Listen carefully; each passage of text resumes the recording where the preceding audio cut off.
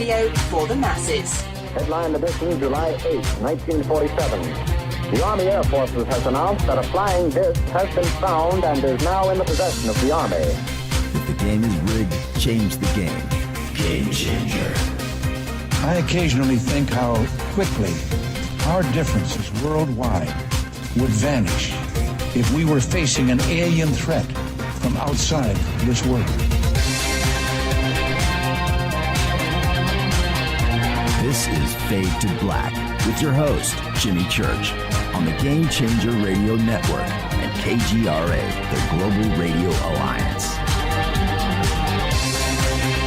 I need your help to get to the year 1985. You're listening to Fade to Black with Jimmy Church on the Game Changer Network.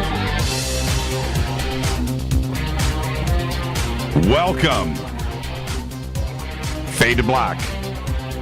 Bespoke radio for the masses. Yeah, man.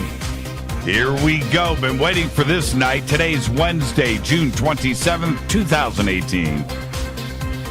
178 days into the new year, just 187 days left. We are live from a bunker somewhere in beautiful downtown Burbank, California, and I would like to welcome everybody listening all around the world, all across the United States, hither and thither, to and fro, back and forth, up and down, east and west, north and south, far and near. This is Fade to Black for KJCR, the Game Changer Network, and KGRA, the planet. I'm your host, Jimmy Church. What is cracking, everybody? How you doing? How you doing? How you doing? I'm great. Sort of. More on that in just a bit. But tonight, yeah, here we go. Very special guest, Tracey Garbutt, is here. She gets introduced to the world this evening on Fade to Black. We are going to discuss experiencer and contactee research, her own life story, and these days of disclosure. And then we've got a close to this show tonight that I can't wait to get to. But only I know. Well, and a couple of others. So get ready for that. That's our show tonight. Tomorrow night is another Fader night with John Rappaport. Without John Rappaport, he's on the road doing some research again this week. He'll be back next week with his No More Fake Newsroom Live. But tomorrow night it will be open lines all night long. All right. Now, OnStellar is the place to be. Everybody knows. Go and register at OnStellar, OnStellar.com. Use my referral code, Jimmy, when you do. And then when you get over there, send me a friend request. Now, we've got Fade to Black over there. We've got the Game Changer Network over there. Rita is over there. Allegedly, Richard Dolan is over there. We've got David Icke over there. We've got George Norrie, David Wilcock, Corey Good, Robert Schock. You know, all of your favorite researchers are over at OnStellar.com. Come and hang out with us. Share the knowledge. Check out the articles that are there. I just posted one again today. Now, my article, I'm going to read it to you in its entirety in just a bit. But that's a really, really trippy situation that's going on with Big Brother right now. So go and read that and other articles that are posted by friends and family just like yourself. They are all over at OnStellar, OnStellar.com. You can also follow me on Twitter at JChurchRadio. Simple, at JChurchRadio. And you can hang out with us over on Twitter. We use hashtag F2B. We call that our sandbox. And tonight, just like every other night on the show, we're going to burn through 2,000, 3,000, 4,000 tweets. Come and hang out with us and join in on the conversation. Thank you for all of my dancing gifts tonight on Twitter. They're always wonderful. Some of these are like too strange. I wonder, where do you guys... Okay, some of these you guys create. I get that. I see that. But where do you guys go for these? Is there like a GIF repository where you go and find, because these all apply to the show. They're really well done. And if you want to check those out, follow me on Twitter at JChurchRadio. Hashtag F2B is what you want to do. Okay, it's very simple. Now, you can also email throughout the show, Jimmy@JimmyChurchRadio.com. And if you do have any questions or comments, just hit me up right there in Twitter, hashtag F2BQ. Okay, it's really that simple. Now, I just want to say this in my little breaking news section of the intro that I do every night on the show, that all things, they say that all things happen in threes. Well, today was one of those days. All three happened at the exact same moment, playing out in real time. And when that happens, you just got to work through it. This afternoon, my family was stunned beyond what is fair, all of us. And I'm going to say this. I know that sometimes we all kind of fake it. Okay? We fake it when these things happen. And, the big stuff, the bad stuff. And we fake it and we hide it. Life is good. You hide the reality of what is going on and you deal with things privately. And rather than try and do that tonight on this show, to act like nothing happened today, well, that's just not right and it's just not fair. So I'm letting you know that we were pummeled, okay? And it was something that I'm not going to go into the details. I'm not going to do any of that. What I want you to know is that I'm here and I'm on this microphone. And if I laugh my way through tonight and I didn't mention anything about it, that's not really cool. I feel like I would be lying. It would be deception. That's not cool because everybody goes through stuff, including here. And if I would have done that tonight, which I could have, then you don't understand the reality of the situation. So let me just say this. It's this family of ours, the Fade to Black family, the Fadernauts, that give Rita and I the strength to just plow through it. Okay? And when life just is not fair, when life is not cool, the sun always comes up. Tomorrow is a new day. Because I'll say this, today, when I woke up, it was a bright, beautiful day. It was a bright, beautiful day. Everything was great. And then it unraveled.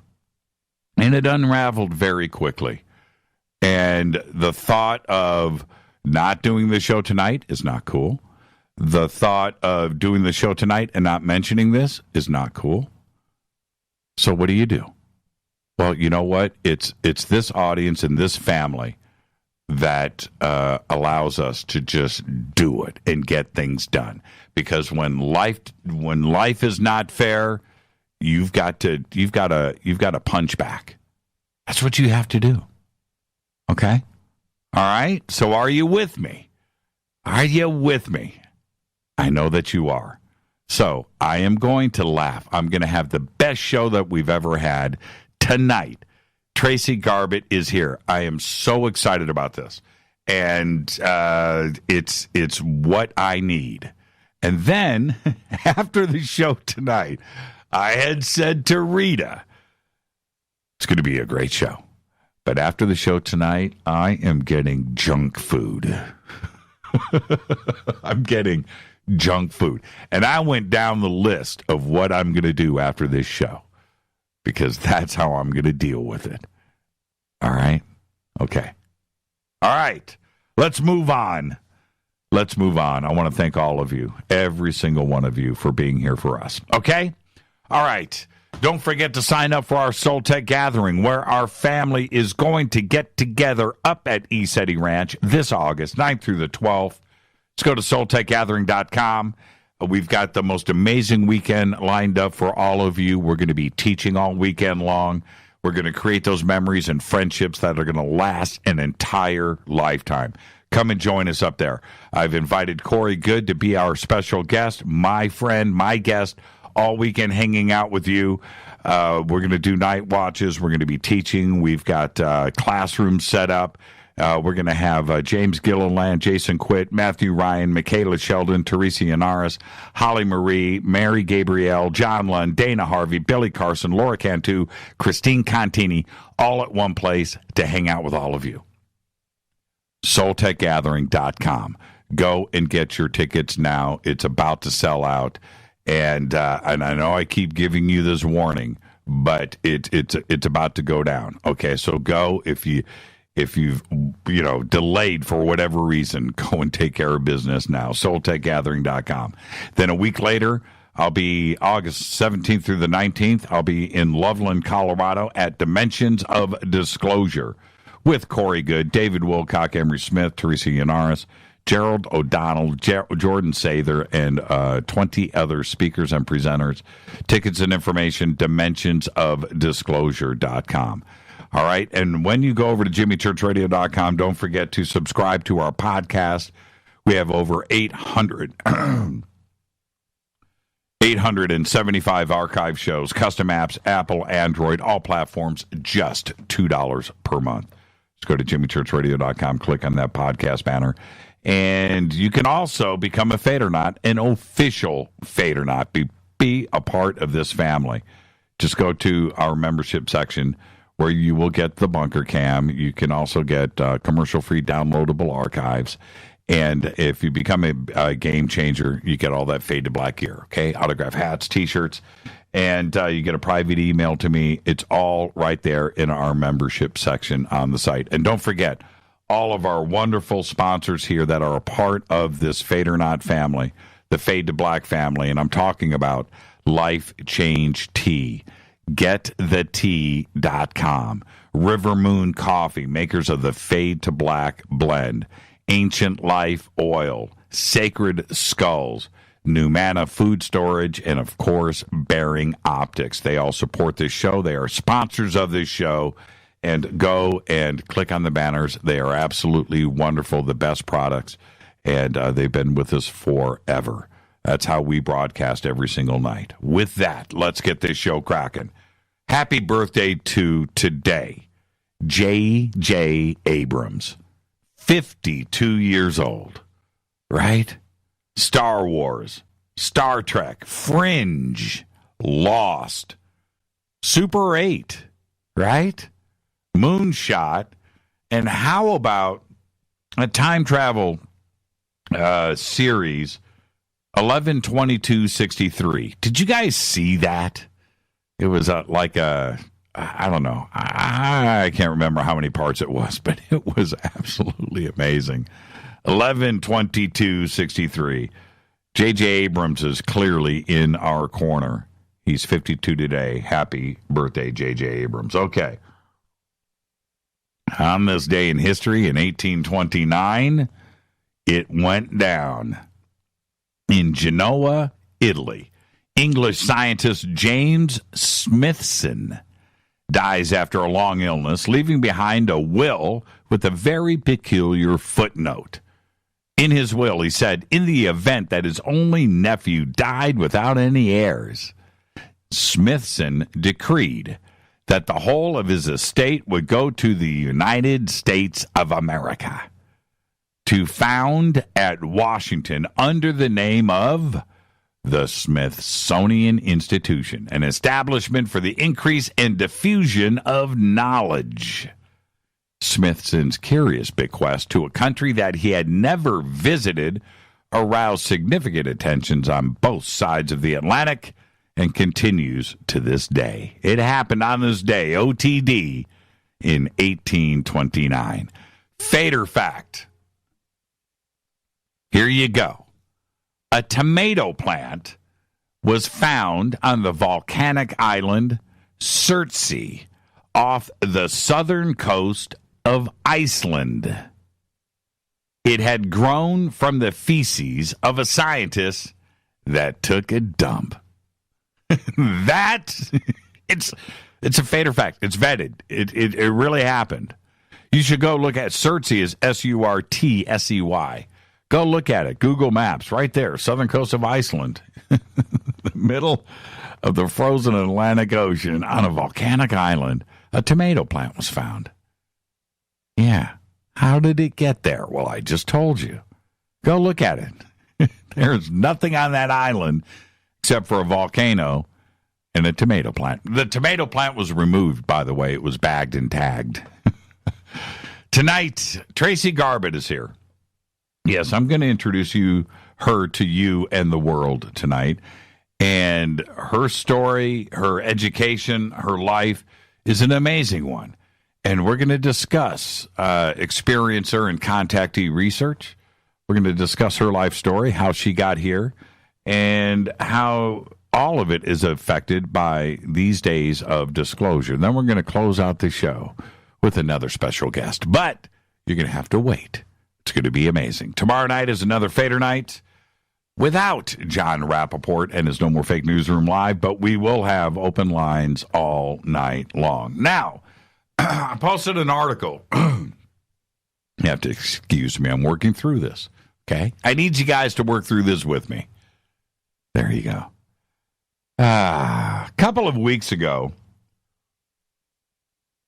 I posted an article over on Stellar about Big Brother, about how Big Brother is listening. Now, I talked about it on this show, posted the article. I went over to Coast and talked about it very publicly about a conversation that I had on a phone, my iPhone, with a friend. And that phone call and conversation consisted about a conversation about cameras and lenses, right? Okay, you guys know what I'm talking about. And those camera and lenses were purchased by another friend of ours, friend of this show, actually. And very expensive, very nice lenses. And then that conversation was about us shooting video and a documentary that we're going to do up at ECETI for Soul Tech. All right. And so that's why that conversation even happened at all. It was a short 3-minute conversation about this documentary and filming and cameras and things up at ECETI Ranch. Well, no big deal, right? You know, and I want to be clear that I'm not a photographer. I'm not. I'm not a video guy. Okay, my video and photography happens on my phone. That's the existence of my participation in it. I'm an audio specialist. Okay, I know audio and its technology as well as anyone on the planet. I can hang with anybody on this planet about audio and its technology. I have very serious knowledge and bragging rights in this area, and I've spent my entire life doing just that, audio in all forms, right? But photography, no. I'm just not into it. I like looking at it, but I don't research it. I don't follow it. And like I said, it's my camera on my iPhone. That's as far as I go, right? That's good enough for me. Well, what goes with that, and again, I need to be clear, is that I've never searched, clicked, watched, or otherwise done anything on the net concerning a camera or a lens ever. As I presented in my article about this, the next morning my internet feeds were flooded with advertising about cameras and lenses. It was everywhere, and it freaked me out because I found it so strange because I had never really talked about it. You know, I was confused. Why would this advertising just show up seemingly out of nowhere? It was only that one little 3-minute conversation that happened the day before. Could that be it? Could that be what triggered it? And if it is what triggered it, then it's definite proof that someone or something is listening. Now, Zuckerberg and Google and everybody else say they are not. They are not listening. Well, I call BS. Last night on Fade to Black, I had Jason Louv on the show. We were talking about technology, AI, AR, Google, Facebook, the NSA. I'll say it again, the NSA, etc. And I mentioned last night, speaking with Jason, the article and my little experience with the camera and the lens advertising. And you remember Jason's response. Well, yeah, right. Yeah, they're listening. Right? They have AI that could convert words into text and know what you're into, and boom, advertising, and it was confirmation, right? Well, today, while surfing and researching for the show tonight, another camera ad popped up. Now, and I freaked. It's right there, right? Now, I posted earlier today on Twitter a shot of the ad. Now, what I did do today is I went back and I just to confirm all of this, I go back and I'm like going to different websites. I'm just going around. I went to CNN, I went to Fox, I went to BBC, I went to Al Jazeera. And all of these are AdSense and Google ads, that feed those, right? But those ads follow you as you jump around on the net. And I went to other places, too, as well. The ads followed me. So I grabbed screenshots. They were everywhere today. And what is weird is that to prove to myself that there was something going on, right? And to me, it's really scary.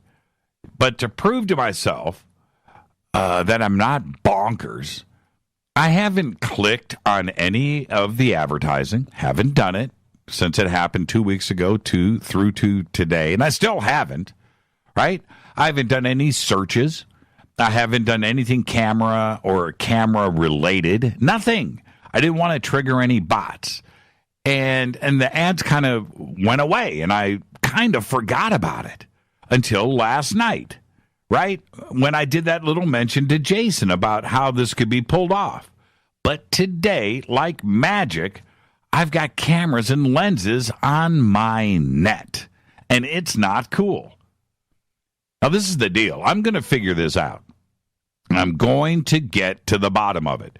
And when I do, I will stop at nothing to expose this technology to the world. This goes way beyond anything that is acceptable. And what makes it worse is that Facebook and Google and everybody else say that they don't do it. And they are lying. They're lying. I have all the proof that I need. Big Brother is listening. This is not a joke, and I am not crazy, and nobody is going to tell me any different. I am speaking about my own experience. This isn't somebody else telling me about what is happening to them, or that they heard from a friend that this is going on, or that they read on some blog somewhere that this is happening. I am being very serious here. I need you to take another look at that image. Do it. When I hit this break, I'll post some of the other screenshots that I grabbed. What I posted today was taken on my computer at 2:36 p.m. And the conversation was with Jason on this show last night. Not on my phone, on this show, which opens up a whole nother conversation.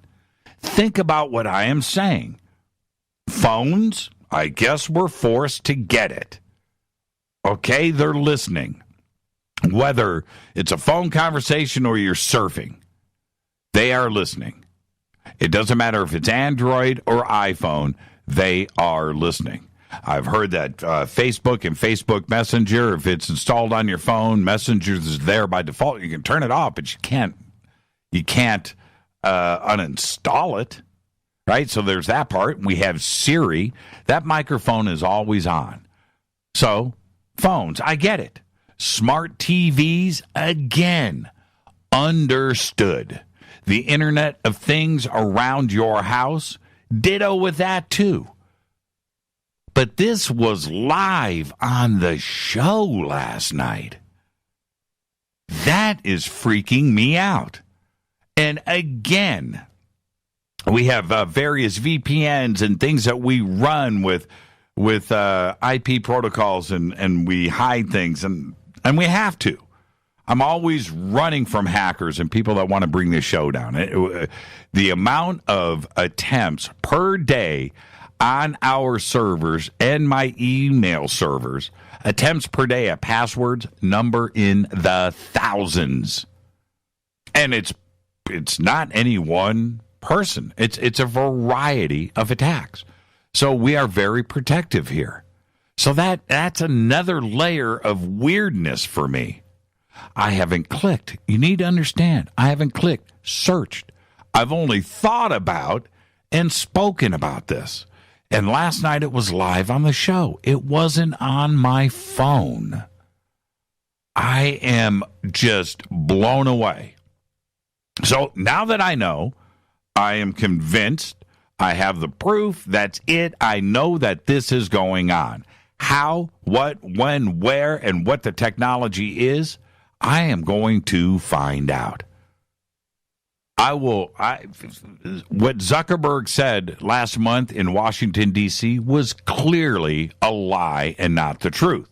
And for everybody else out there, and that goes with Google and YouTube and AdSense and all of the other advertising companies and the software and the cleverness and how they are doing this, it is going to get exposed.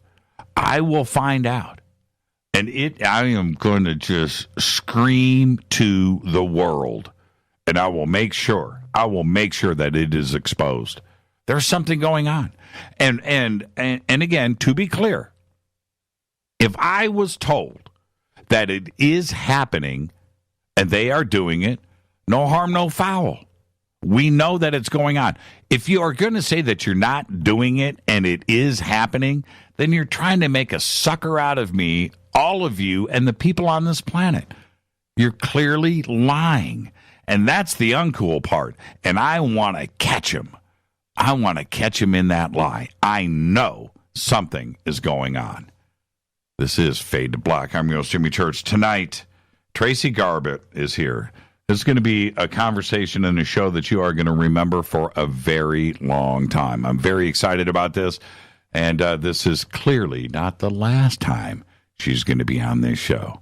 Tonight, it's Tracey Garbutt. Tomorrow night, open lines, Fader night, all night long. And for some reason, you know what? The NSA, I know they're listening right now. Through those AT&T concrete buildings going all the way across this country. Well, you're not going to win. Not this time. No way. It's Fade to Black. Thank you for being here with Rita and I tonight. It's going to be a great show. Thank you. It's Fade to Black on the Game Changer Network and KGRA, The Planet, on the Game Changer Network. I'll be right back. Stay with us.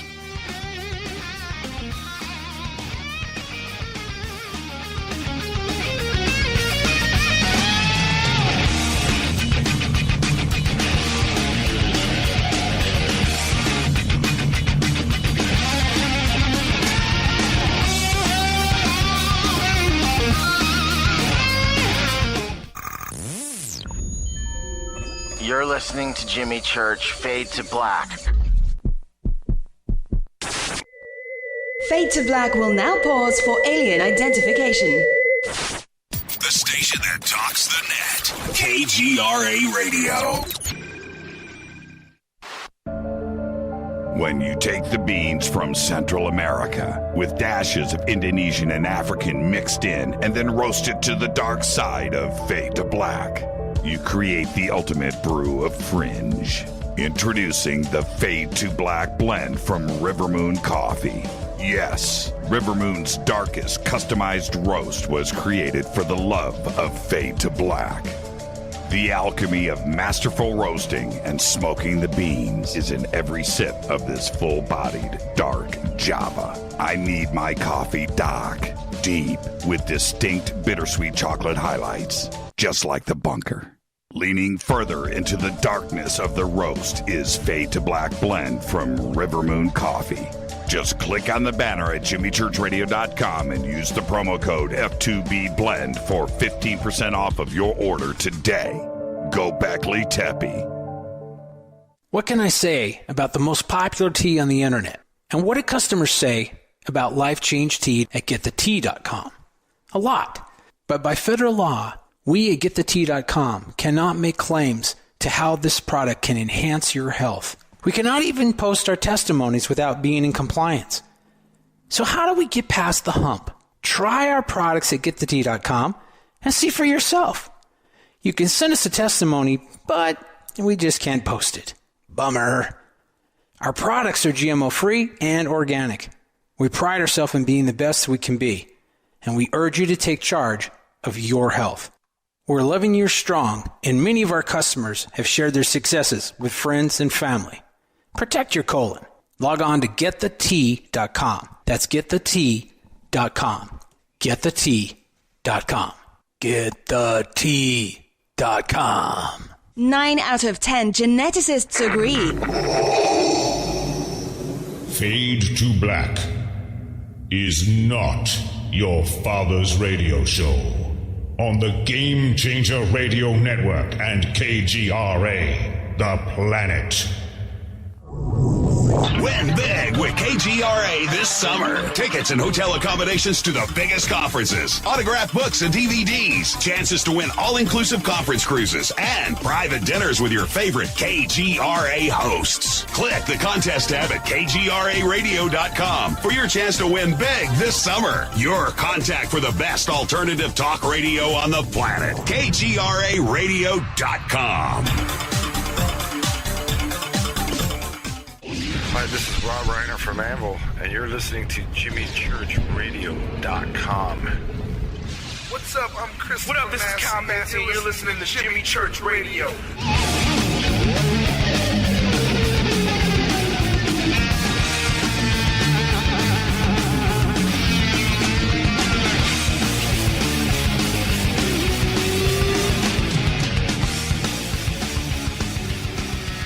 All right, welcome back. Fade to Black. I'm your host, Jimmy Church. You can follow me on Twitter right now at JChurchRadio.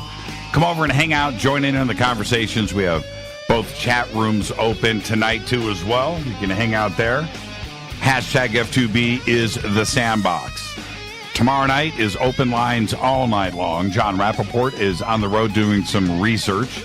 So it'll just be open lines, you and I. That's right, the Fade or Not family. Tomorrow night, on Fader Night. Tonight, it's Tracey Garbutt. Now, I've been talking about this all week long. I'm going to introduce you to Tracey tonight and to the rest of the world.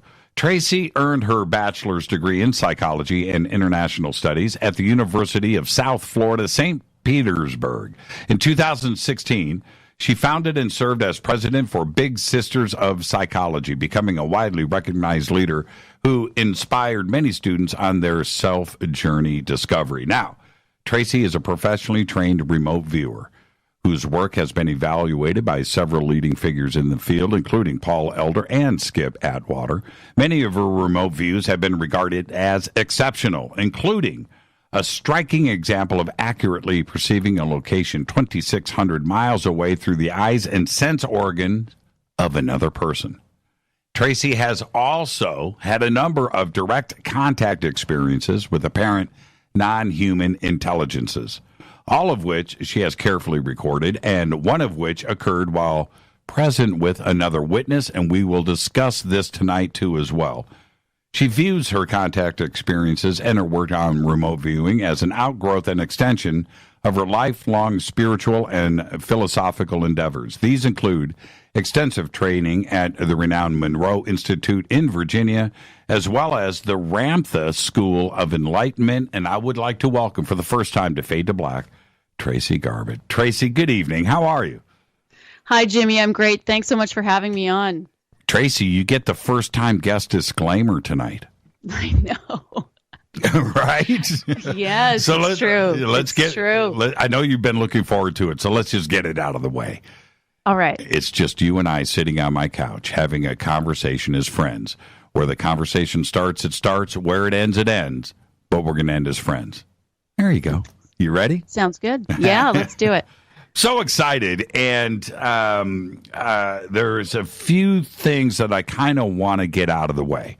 The first is this. And then we're going to go backwards. But I want to start a little bit in the present tense, which is you did a TED Talk.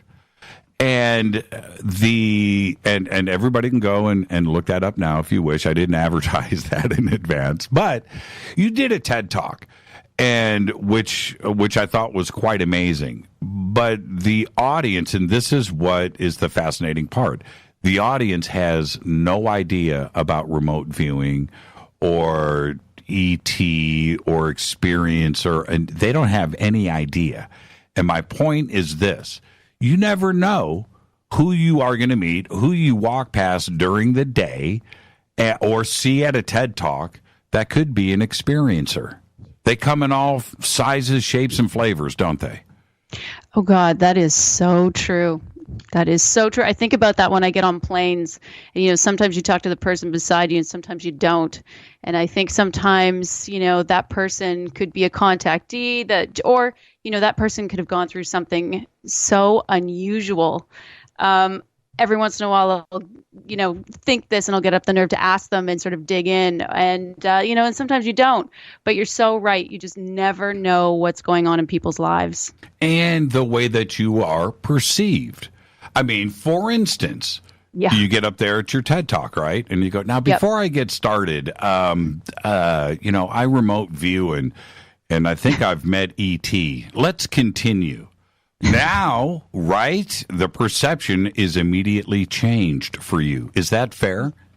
Oh, yeah, absolutely. I feel like, especially in academia, because that was the context that I did that particular TEDx talk in. I don't know what would have happened. My credibility would have been gone just like that, for one thing. And it's not fair, is it? No, it's very unfortunate. But it's true in a lot of cases, particularly that context and, out there in society. Yeah, for sure. Now, sad. It is. So let's back up a little bit here. Bachelor's degree in psychology, right? Mm-hmm. A pretty solid CV in background. But did you have anything that you may have kept in the closet growing up? Did you have any experiences? What were your parents like? I did have experiences, if you're talking our type of experiences. I did have unusual things happening as a child. My parents didn't really know, other than the fact that I had this debilitating fear of the dark that they sort of had to deal with. And I had that through adulthood as well. My parents, as far as what they were like, my father, I always jokingly say, was the epitome of the sun, this bold, charismatic man. And my mother was the epitome of the moon. She is intuitive, quiet, gentle, sensitive, and Canadian. And Canadian, that's right. Very true. Yes, grew up in Canada, spent almost my entire life in Canada, and but they weren't. I mean, if you're asking, did they really know what was going on with me in terms of experiences? Is that what you're asking? Well, there's that part. We always need to discuss that. I mean, are these things that you discussed with your parents, or, like I said, is this stuff that you kept in the closet? Okay, I see. Well, I pretty much, I would say I kept it in the closet for the most part. And when things started really turning up in early adulthood, the frequency was really increasing. I don't think I told my mother right away, but because they kept happening more and more and more, there was a point where I started to bring her in on it. And it was just a sort of a slow process of warming her up. I guess I was always aware that I needed to sort of maintain my credibility, even with my parents. I never, ever spoke to my dad about anything, but my mother is a little more open, being that sort of more intuitive, sensitive type. When I would talk about things, she could sort of relate. And bringing it closer up to current day, my mother has had some experiences, not sort of contact with ET but more paranormal visitation from my father after he passed. So she's far more open. My mother is watching Ancient Aliens now. So we came a long way. I can talk to her about pretty much everything. But it was a slow build. So I was kind of in the closet for a while, and but I'm in a good place with my mom now. I can talk to her about anything. Is she listening right now? Oh, she'll probably listen to it later. Okay, all right. This is a little too late for Mom. I'm just wondering what is going to get disclosed tonight. Oh, it will be fine. It'll be fine. She knows like some of the things I'll tell you tonight. There was a time where I didn't really talk to her that much, and when some of these experiences happened, I called my mother first thing in the morning because I knew something was happening to me, and my natural reaction was to go to my mother. Did you start to research? Did you start to look into this and maybe collect some books and go down that road? Yes, I have books all around me. I sort of had the historical collection from the beginning, what I was looking into, sort of spiritual philosophies and mediumship and more paranormal and all these types of realms, and sort of the progression from there. So yeah, I was into books, videos, teachers. I was going to different retreats, anything I could get my hands on. I really wanted to know. I knew something was interacting with me, and it kept changing. And all I could do was I keep going to the buffet that was available out there on paranormal and these types of things, and try things, ponder them, build theories, try to corroborate them, see if they fit, Right. And how did that conflict or not with psychology and your education? Oh, yeah. Well, psychology kind of stays away from a lot of this, doesn't it? Especially... Exactly. Yeah, psychology is all about pathology, and telling a psychologist about a lot of these things, there's actually an element of caution and potential danger there. But I should qualify that. There's also safety there if something actually is wrong. If there is schizophrenia or there dissociative identity disorder or something else going on, then psychology is a good thing. But as far as my experiences, no, it didn't help at all. It was dead ends. It was the only form of psychology that is inclusive and more holistic and recognizes these parts are transpersonal psychology, right? Psychology that goes beyond the personality, and depth psychology, which is sort of similar, but where I took a lot of my psychology here on the East Coast in Florida, it was almost never even mentioned. A lot of the young students in my class had never heard of these before, and it's funny because I had experiences happening. I made it a point in every single class that I was in when we introduce ourselves to say these were my real passions in psychology, even though they weren't being taught here. And then it would be natural for these young 20-year-olds to ask, what is that? And I kind of had this, I was going through my own exploration, but I also was always conscious of throwing out these seeds for these young folks knowing, like you were saying in the beginning, you never know what people are going through. I'm thinking that while I'm looking at them all the time, how many of them are having contact experiences or things that are scaring them, or even sleep paralysis, and they don't know what it is and it's not being acknowledged. That was a fun thing for me. I kind of was building into my psychology degree what I wanted by reaching out to these younger students. It's interesting. Well, and did you find it strange that your life? Nobody can take that from you. Nobody can tell you that it's either it's not happening or it's not real or it's not. No, that's your own experiences and your own truth. And then to find it not addressed in academia, that it's either denial on academia's part or they choose not to address for whatever reason. And you're going through that because you're seeing both sides of the fence.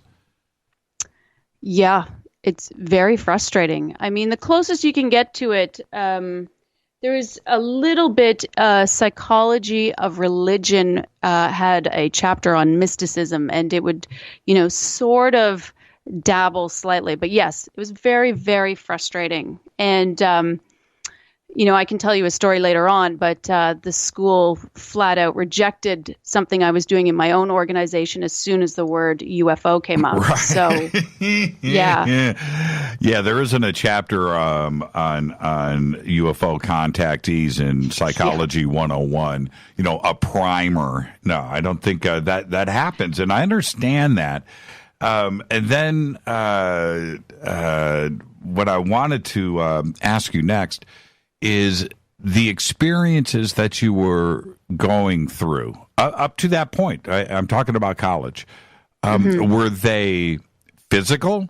Were they in a dream state? How channeling? However, how were they happening for you? Honestly, there's such a huge variety of things that happened. Some things happened in a waking state. They seemed, I'm just kind of trying to go chronologically in my mind to answer this question. Sure. I think they sort of started off, they were more paranormal, sensing these beings around me. There was interaction, and eventually what started happening was there was a type where there was some validation. So I knew that this was something real. I've had types that have occurred in an out-of-body state where I'm having physiological sensations happening to my body, and I am hearing a group around me, and they are interacting with me. So there was a physical component there. It was an out-of-body experience where I had all my cognitive faculties, it seemed, intact. But I was in this state of euphoria. That's another kind. I've had some where they've happened in dreams, primarily. I've had some where they begin outside of the dream, where something is in your room, and then you do something that is, you act in an unusual way that you wouldn't normally. You break your routines and you get into bed, and then boom, you're asleep. It continues in a dream.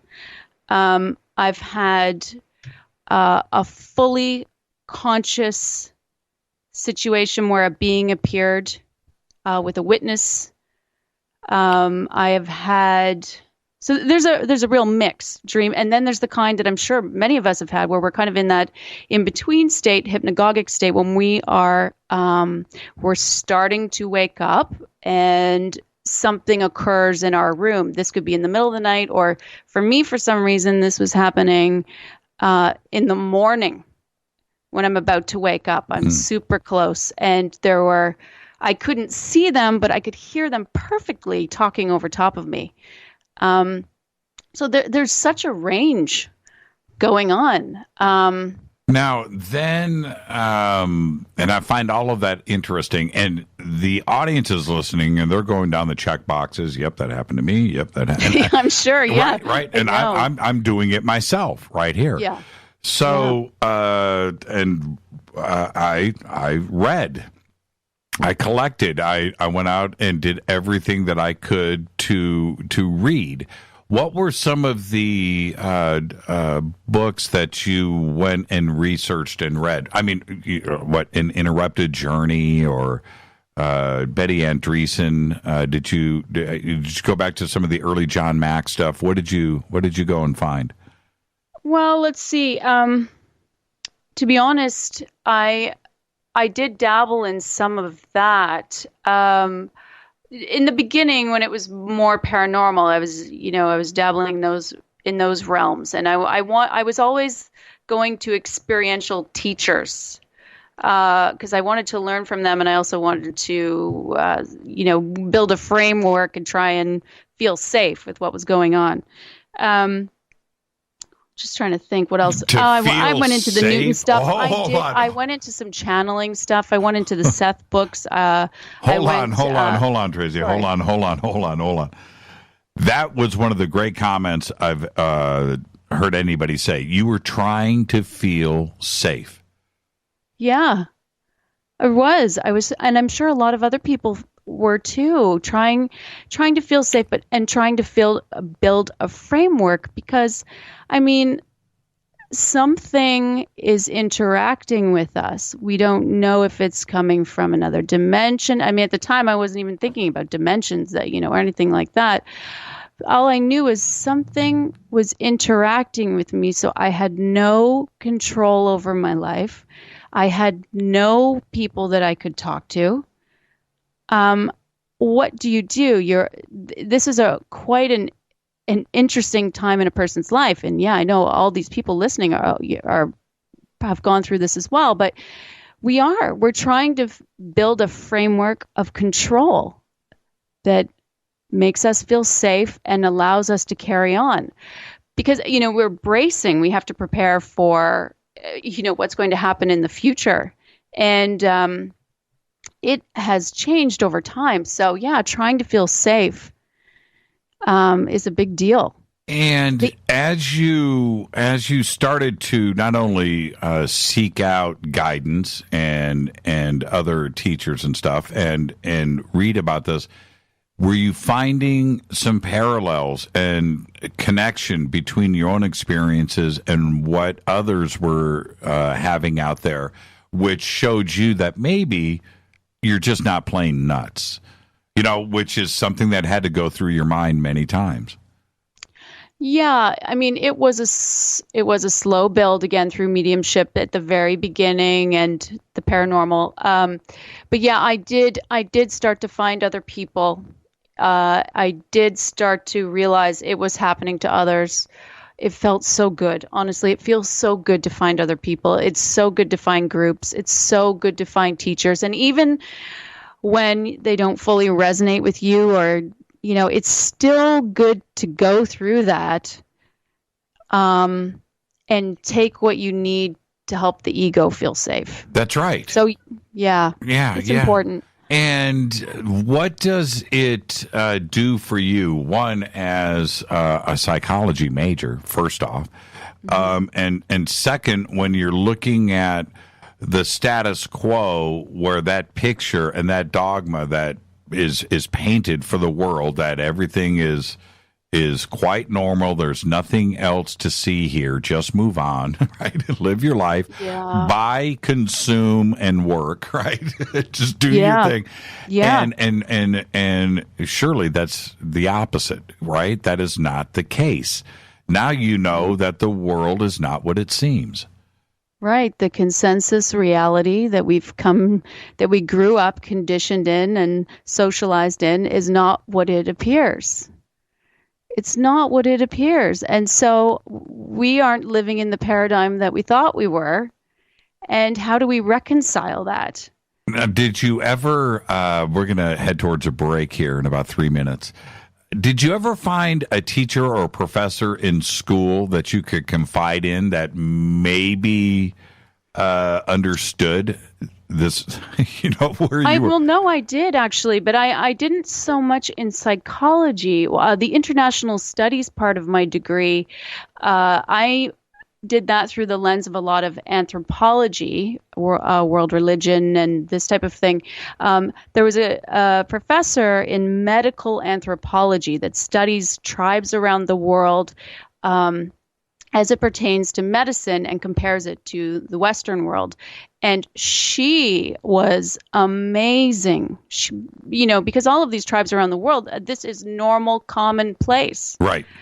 The basis of all healing and medicine is spiritual balance. And that means dealing with all of, they believe in these entities. They believe in all of this. So she's open to all of it. So that is where I found some solace and some peace. And she actually encouraged me to study what I wanted and to do and present on what I wanted. So I studied Tibetan dream yoga, which is a form of lucid dreaming, to learn more about, what that was all about, and a whole variety of things. But that was all through medical anthropology. I was so surprised that was where I found I could talk about these things.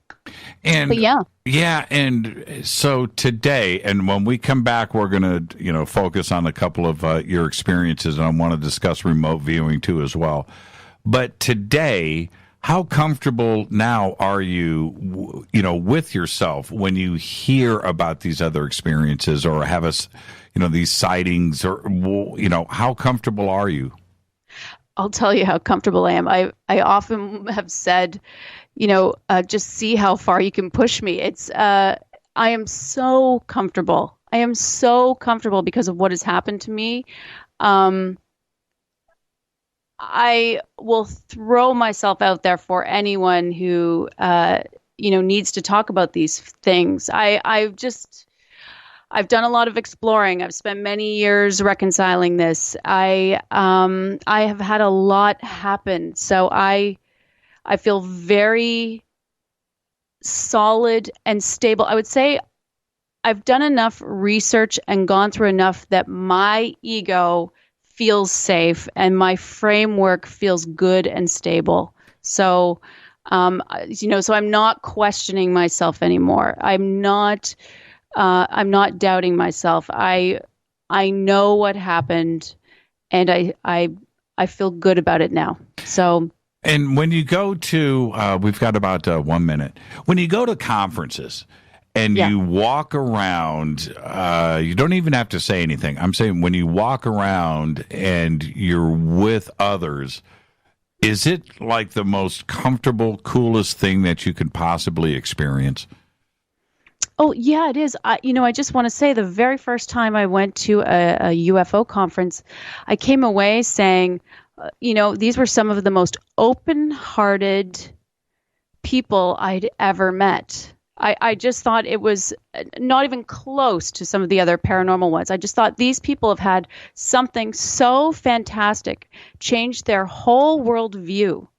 And they're just these unique, open-hearted beings who are so willing to share. And so I loved them right away for that exact reason. Yeah, I experienced the same thing in that I know individually down, not the collective, but when you go down, not the, let's go to the micro side of it. When you go to the individuals, there is something so profound and emotional and personal that has happened in each one of their lives that they are there.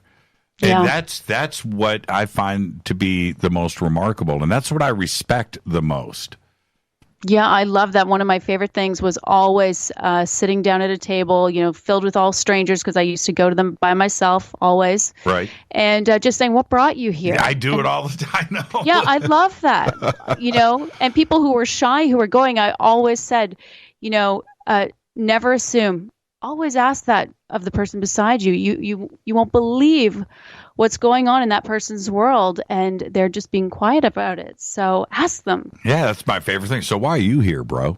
All right. Yeah. Let's take a break right here, Tracey. And when we come back, we're going to go. I want to discuss remote viewing. Yeah. And we've got a couple of other little experiences that you've gone through. I want to go through all of that for the audience.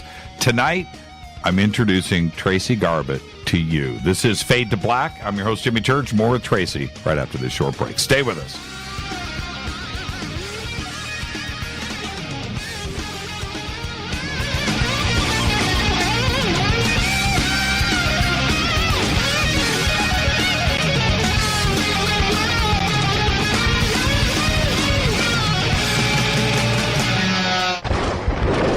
This is Fade to Black with Jimmy Church on the Game Changer Radio Network and KGRA, the Global Radio Alliance. This is KGRA Digital Broadcasting Station, Salt Lake City, Utah, Van Buren, Arkansas. Does your basement or crawl space have a damp, musty smell? Well, watch out. That's a sign of too much moisture and not enough ventilation. And that can mean increased mold growth and the buildup of harmful toxins and gases. Don't bother with a dehumidifier. It just circulates the same unhealthy air. Now there's a better way to remove these dangers and odors. It's with the computerized Wave Moisture Control Unit that reduces moisture and expels pollutants. We replaced our old dehumidifier with the Wave unit, and in only 3 weeks, our basement is dry and the musty smell is gone. Wave units require no maintenance, no buckets of water or filters, and costs only pennies a day to run. Breathe better, live healthier with an affordable, no-maintenance Wave unit. Call 888-717-WAVE, 888-717-WAVE, or visit dryhealthyhome.com, dryhealthyhome.com. Ride the wave, Wave Home Solutions for a healthy, comfortable home. Hello, I'm Katie, and you're listening to my main man, Jimmy Church, on jimmychurchradio.com. Hi, this is Ray Hobbs here, repping the planet, and you're listening to my good friend, Jimmy Church, Fade to Black, on the Game Changer Network and the KGRA Digital Broadcast Station. This is Toby Kebbell. You're listening to jimmychurchradio.com. Don't hurt me, Jimmy. I'm only little. Hey, I'm Adrian Grenier. And this is Ari Gold. We're the Honey Brothers. Yes. We are of the Honey Brothers. Hey, I'm Adrian Grenier. And I'm Ari Gold. We're the Honey Brothers. And you're listening to Jimmy Church. The Revolution. This is Micah Hanks of the Gralien Report, and you're listening to Jimmy Church on Fade to Black, across the globe on the Game Changer Radio Network and the one and only KGRA Radio, The Planet.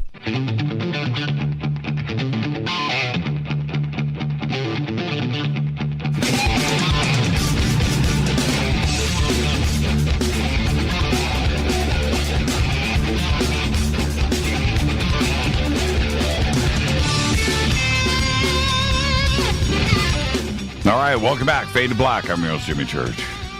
On the Game Changer Network and KGRA, The Planets. You can follow me on Twitter. Come join the conversation right now at JChurchRadio. Our guest tonight, Tracey Garbutt. And I'm introducing her to the world tonight. Tracey, I'm just so excited. This is so cool. And I hope you're having as much fun as I am. Now, a degree in psychology, and which I find fascinating because you are going to share a story with us where you encounter somebody, but with a witness. So before we get into the details, set us up. What was going on when this happened? Okay, pretty straightforward. But I will just say, this did not happen in a dream. We did not have a glass of wine. This was not late at night. There was nothing going on. I'm hanging out with my friend, sitting on a couch. Everything's just normal. Normal, early evening, not even dark. We are watching a documentary, and the next thing I know, I will describe this the best I can. I was aware of being what I describe as inside myself, like kind of frozen inside myself with these two fighting thoughts going on. This one saying, I just saw that, and realizing that I had just seen this tall, hooded, dark figure that was 7 feet tall, and this other part of me fighting, saying, no, it was a projection of the TV. So it was like I was frozen. It was like I couldn't move, and I was just, part of my brain was trying to write it off, and a part of my brain was pushing through. And then when I finally sort of broke out of this, I don't know, it felt like this suspension. I was like, no, I saw that. And I looked at my friend sitting beside me who just looked like she was in this frozen state. I grab her and say her name, and she's like, oh my gosh, I thought that was a projection of the TV. And we get up, and of course we both saw this, roughly 7 foot tall hooded figure. We remembered the exact same things, and we cannot fill in the exact same things. So it was a dark looking hooded figure. It flashed the way we remember it flashed, like a slow flash in front of us. But we saw that thing, but we cannot make out what the face looked like or the body in the middle. We have never been able to, but here are the things I've been thinking, because this happened years ago now, and we didn't talk about it forever, but it was like there's a sensation that you have when you know something is about to happen. I've had other experiences, and I'm sure you have, and other people have, and we've seen this in random number generators, that we actually do know that before things happen, something in us feels that, or we've seen it with animals too.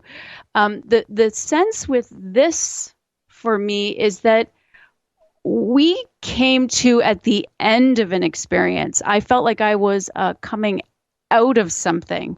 I feel like there's a whole part missing, and this was just breaking back into sort of waking conscious reality at the end of it.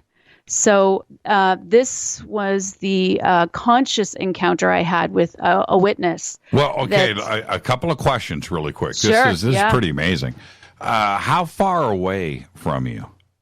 I would say about 8 feet.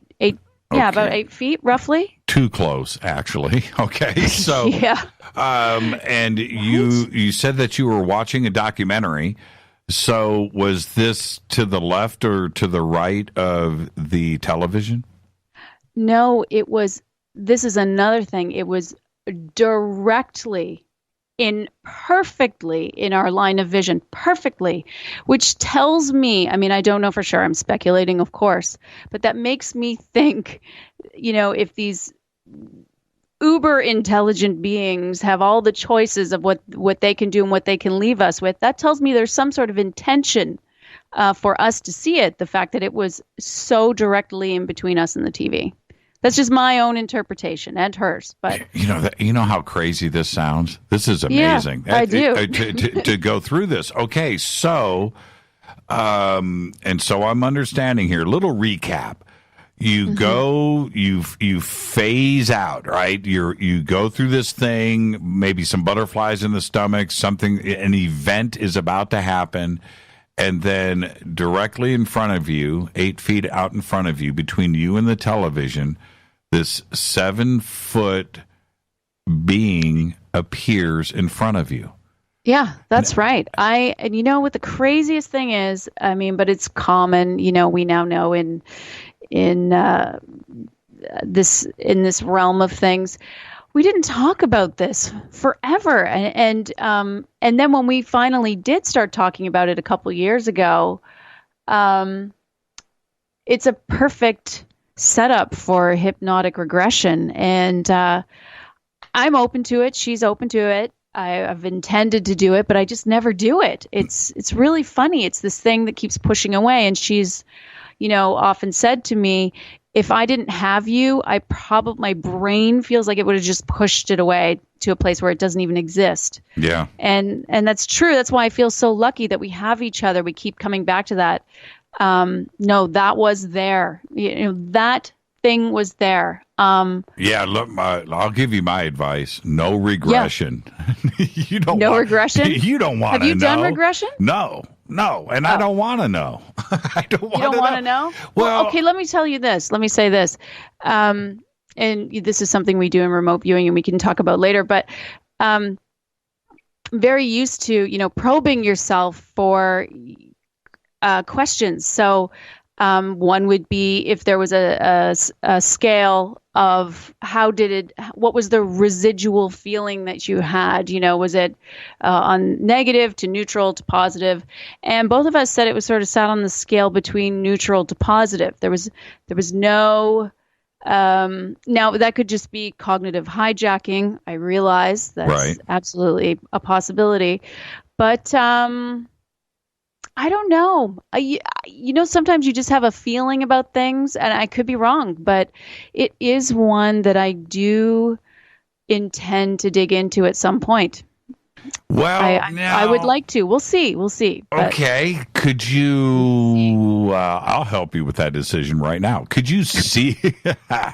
Could you see through them? Did you see the TV? No. Through? So it was That's solid. a good question. No one's ever asked me that before. No, solid. Oh, that's just not right. Yeah. No okay. Was there anything in your family or hers?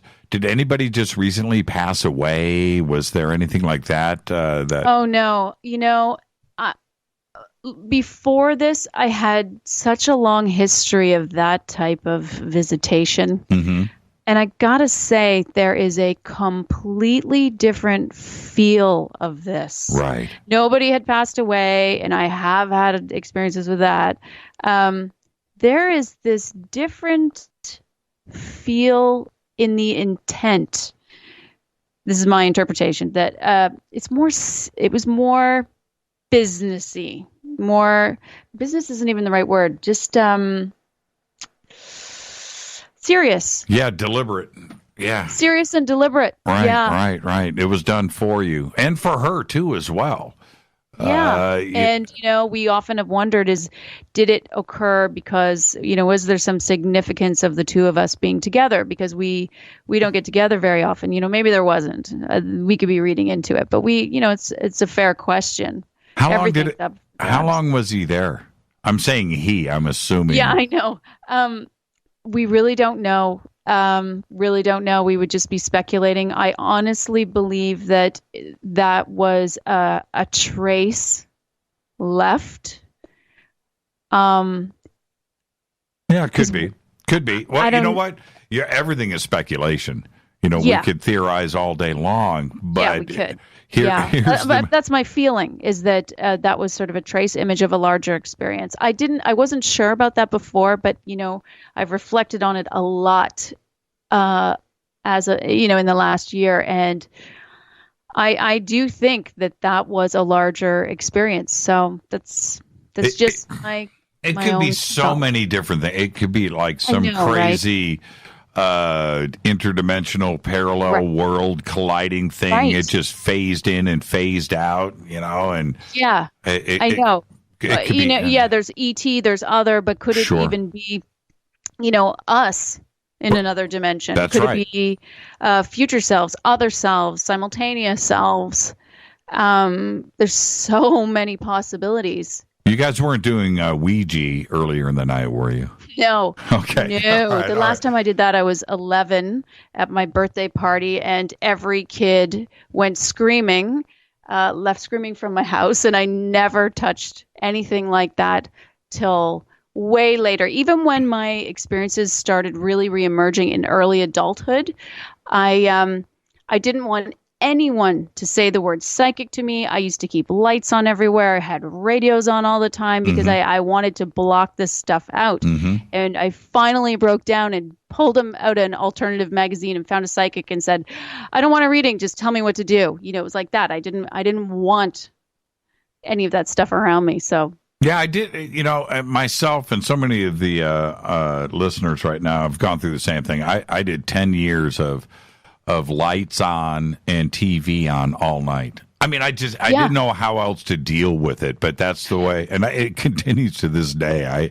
I still have a problem with it as well. It's a little bit better. I mean, it was really bad for a long time where if I was alone, I would have to put lights on.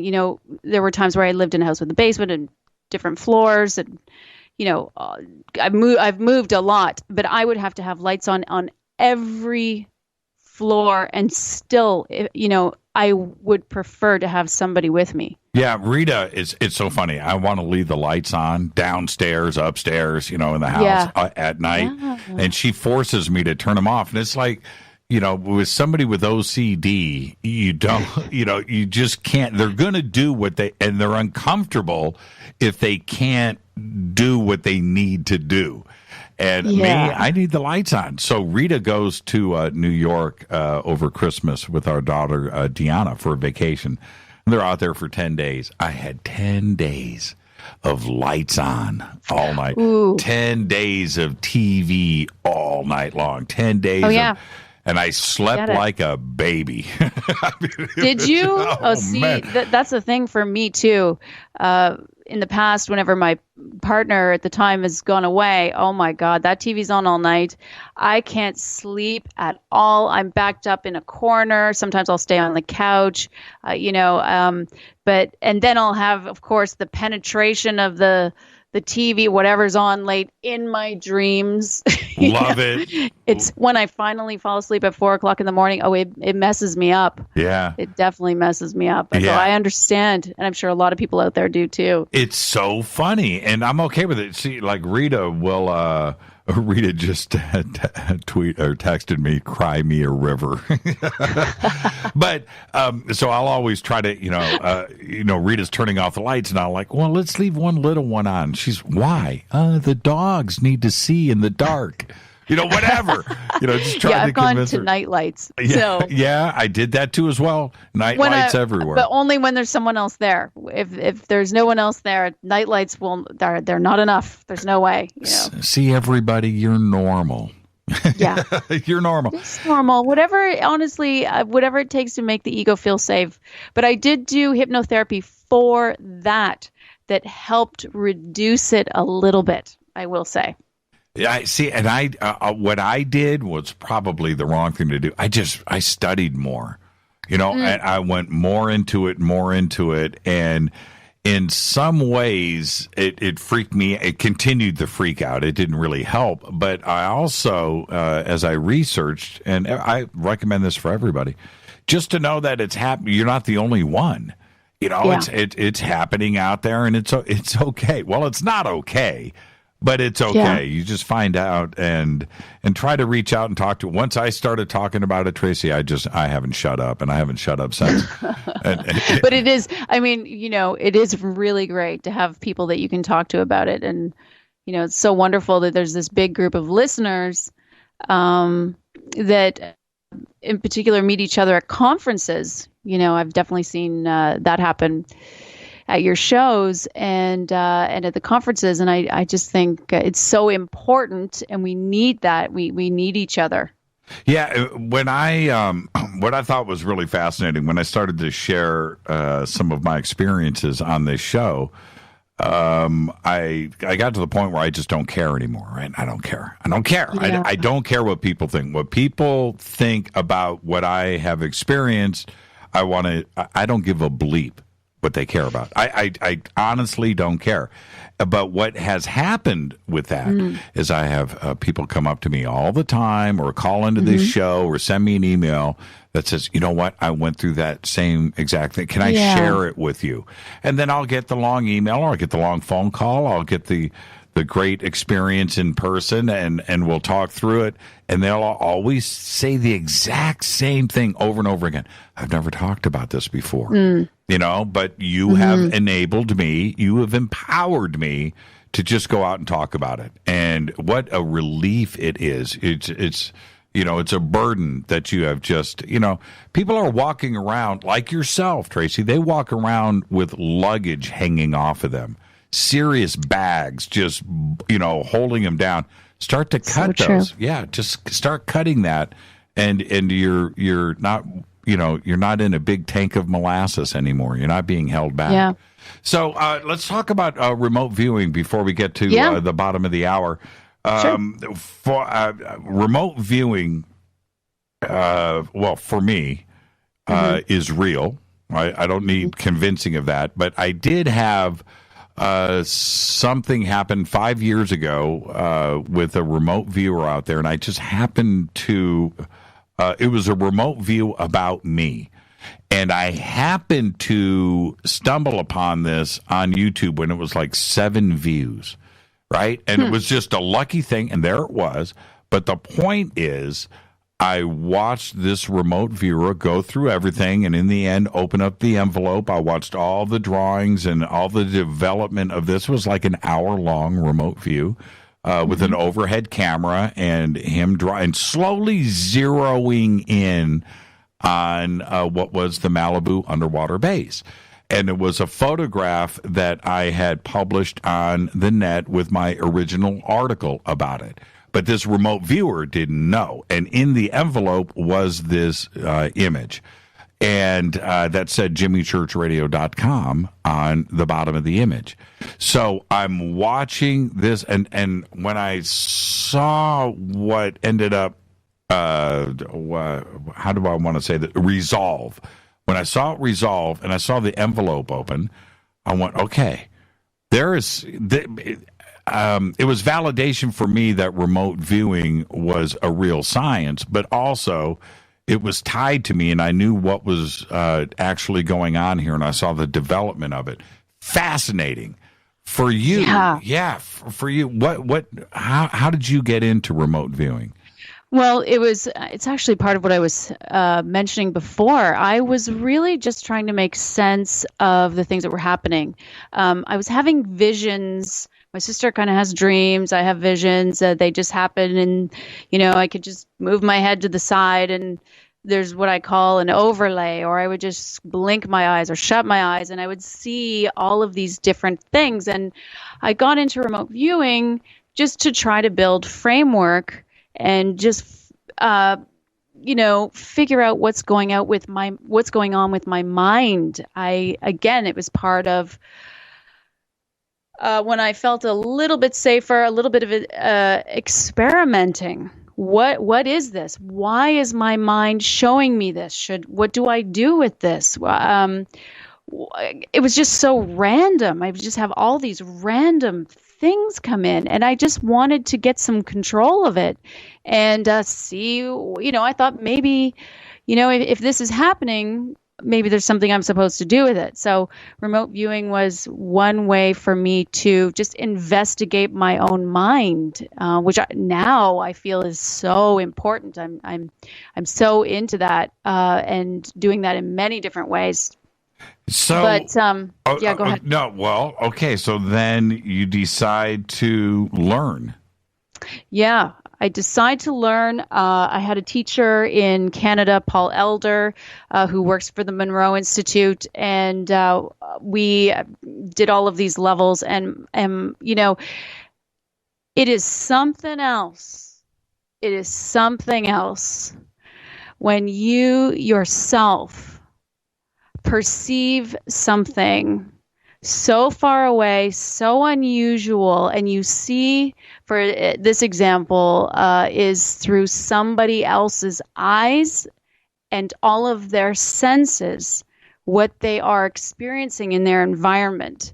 When you have something like that happen to you, I mean, not even trying to prove anything to anybody else, when you do that yourself, somewhere that's thousands of miles away, you know that you got everything wrong.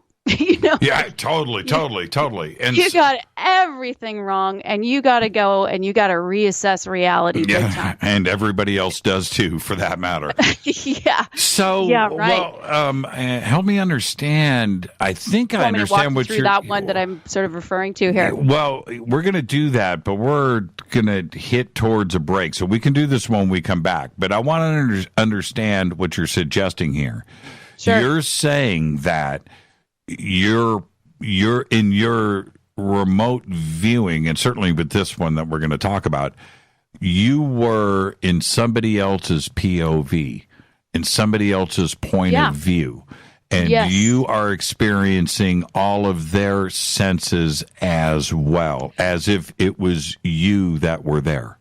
It's not only that, it goes beyond that. sensing everything they're sensing, but you'll hear when I describe it, you might hear better what I mean.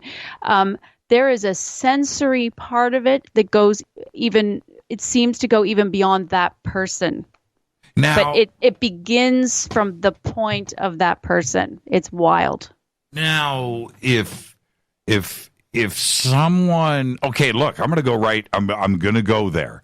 What if something like this happened and it was a crime that was being committed, or a sexual act, or an act of terror, or something else? What do you do with that? Well, in this situation, it's set up. It's set up. So it's a controlled. Most of the time, it's a controlled environment. I mean, some of the targets we're doing, I don't exactly know. You don't know what's happening with them. I don't know the root of who exactly was putting them out there. So I haven't come across something like a crime. Well, I don't know. I've had one that would be questionable, but we never got our results were sent away and we never got them back. So we rarely hear back. I mean, things when we were being trained, yes, we would hear back, but there was certain stuff in the master level that was going somewhere else, and we were not getting those ones back. And those ones had some of these shifty things happening. But what would you do if you were using those abilities and you saw something like that? I don't know. When it's a controlled environment like this, I would count on that the people arranging it would know what to do, or there would be sort of a chain of people to figure that out. But doing it on your own, I don't know, because I mean these abilities are available. That's the thing. That's the thing that's so crazy about remote viewing. This is all of this available to all of us. I mean, I can hardly wrap my head around that sometimes. I know. It is all available to all of us, these incredible psi abilities.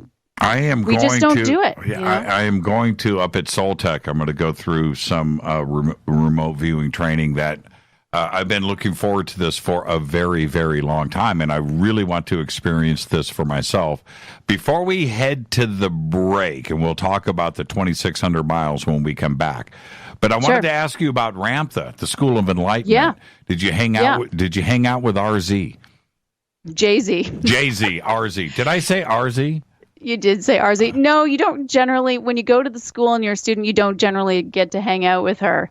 It's very, very focused. It's all about, working yourself, working your mind, and proving that you can do these extraordinary feats to yourself. So it's not really about having access to her. It's really about this deep relationship of building this subconscious inner world and creating outcomes that, again, are paradigm worldview changing and empowering, really, really empowering. At least that's how I took it away, or how I took that away. Yeah. So you didn't get a chance to hang out with Jay-Z? I did not. I did not get a chance to hang out with Jay-Z. Did you see her at Contact in the Desert? I did. She actually sat at our table. Those tables were so wide, we didn't get to really talk to her. But I got to talk to her briefly. Yeah. And it was really nice, but I never really have before. And when she's been around, most of the time she's been channeling. Right. So it is a very, anyone who's been to the school who's listening out there will know this. It'll be hard to believe for others, but it is a very different experience being around her and being around her when she's Ramtha. There is a feeling that is so masculine and dominant and huge when she is channeling. It's like your physiology is registering it. Well, and the voice and the accent too, as well, I find really fascinating. It is fascinating, but even just the feeling of it. And I've always considered Ramtha the slap in the face channel. You know, it's always, it's business. It's business. Yes, it is. And so we'll come back in just a minute, and we'll talk about the 2,600 miles with Tracey Garbutt. This is Fade to Black. I'm your host, Jimmy Church. Stay with us.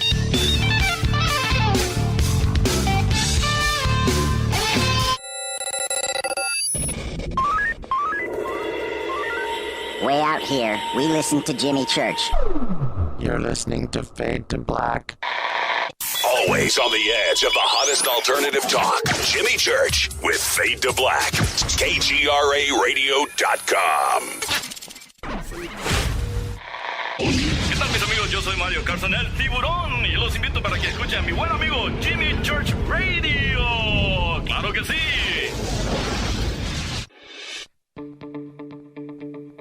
Hurricanes, earthquakes, wildfires. This year we've experienced more than our fair share. This is Jimmy Church of Fade to Black, and last month I decided to make sure my family does not have to worry about food should we get caught in a real emergency situation. Introducing Numana, a healthy, storable product that tastes so good that you'll want to eat it every day instead of just during those times of duress. All Numana products have a 25-year shelf life, are MSG and GMO-free, no preservatives, and are made in America. With the Numana pack in your home, you'll be able to sleep at night knowing that you've protected your family. Not only have I tasted and tested, I own it. Now you can too. Just click on the Numana banner on JimmyChurchRadio.com and use the promo code Jimmy when you order. In addition to a discount, we'll send you an autographed Fade to Black t-shirt. Seriously. Go Beckley Tappy.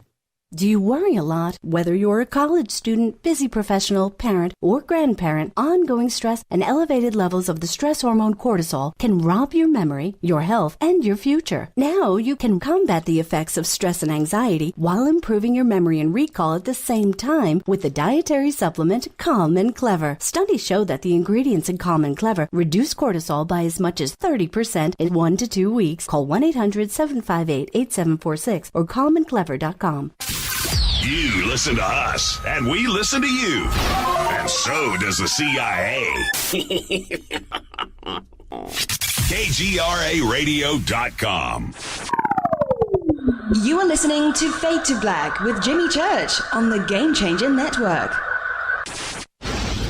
Oi, oi, I'm Reese Evans. You're listening to Jimmy Church. This is Revolution. The revolution will not be televised. The revolution is on radio. Ciao.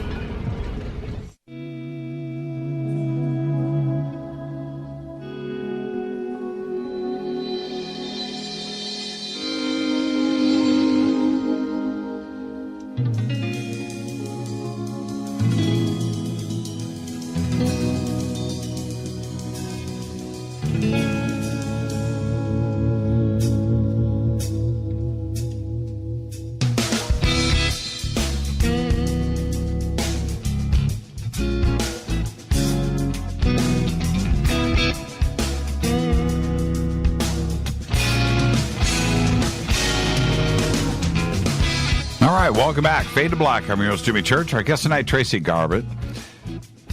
She has a bachelor's degree in psychology and international studies at the University of South Florida in St. Petersburg.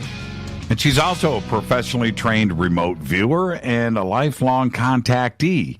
And right before the break, we started to talk about some of her remote viewing and one specific experience that spanned 2,600 miles and through the point of view, the POV of someone else. Now, you got me here, Tracey. I'm right there. I want to know exactly what went down. Has this happened more than once? That's just a yes or no question, but has this happened more than once? Yes, but for me, this one, I'll explain why, but this one was the most extraordinary one. Okay. All right. So what happened? Okay, so this is what we call an outbounder. An outbounder is when you have a person planted somewhere in the world at a certain time, and you have agreed to remote view them. So this is set up, okay? So I didn't know where this person was, and you're also trying to determine if the person is male or female, and this type of thing. So you go through the process, and as I said, the process is is a series of questions and going deep. You're sort of essentially quieting the left brain and allowing the right brain to reach out. I'm oversimplifying here, but and just with intent go to your target. So what began to happen, I began to smell the area. I could smell that there was water, so it was coming in very slowly.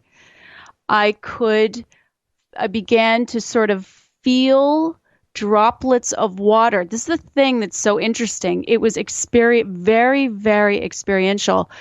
Feeling droplets of water on my face in such a way that I could tell I was this person, or I was experiencing it as I was sitting, feeling a fountain blowing gently on my face.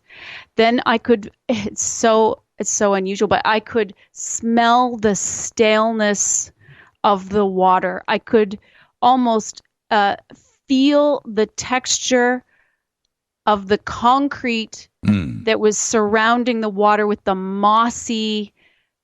this mossy smell. I could tell it was sort of a contained body of water. And this is the thing, your feeling senses can tell you all of this unusual information. For example, how big, or how, sort of the general diameter of this place. So at this point, I'm not seeing anything.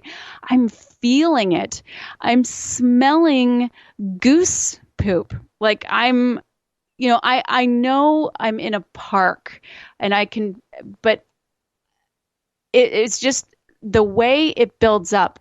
I am noticing outside of the park, and again, I'm not looking, I'm feeling this. It's hard to describe, but I could feel that there were buildings surrounding this water park, and I knew that I was in an urban environment. I was in a city. I was in the middle of a city, a water park in the middle of the city. Every fiber of my being knew. It's like I knew exactly where I was. It was really strange, even though I'd never been there before. You know what? When I listen to you describe that, I think everybody knows immediately when you're in the presence of a fountain, because all of those things come into play. Right? The mist, they do. The droplets, the sound, the concrete, the smell of a fountain, the smell of wet concrete.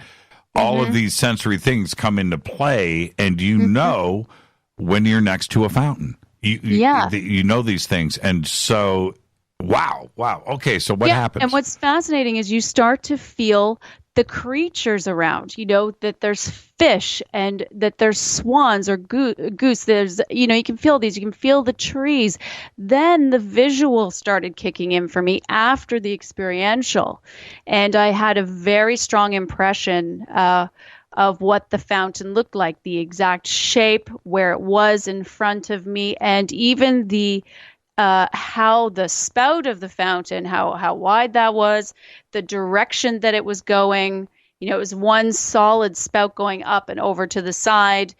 And because this was prearranged, there were some photos that we were able to see at the end of this.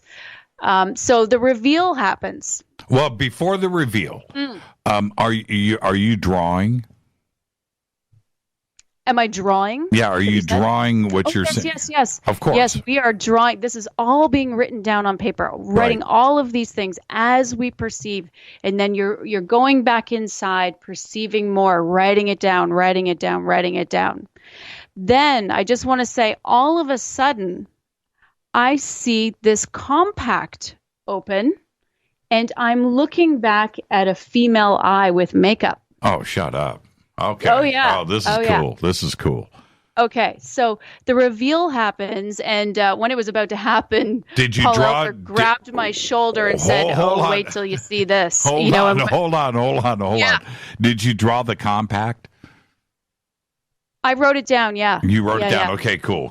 Okay. There's more to that part of the story. So anyways, the reveal happens, and it's amazing. Like, it's the fountain is exact. And again, this is not to prove to anybody else. This is proof to me. Like, I was absolutely wow. The fountain was exact. This was a large water park in the middle of a city.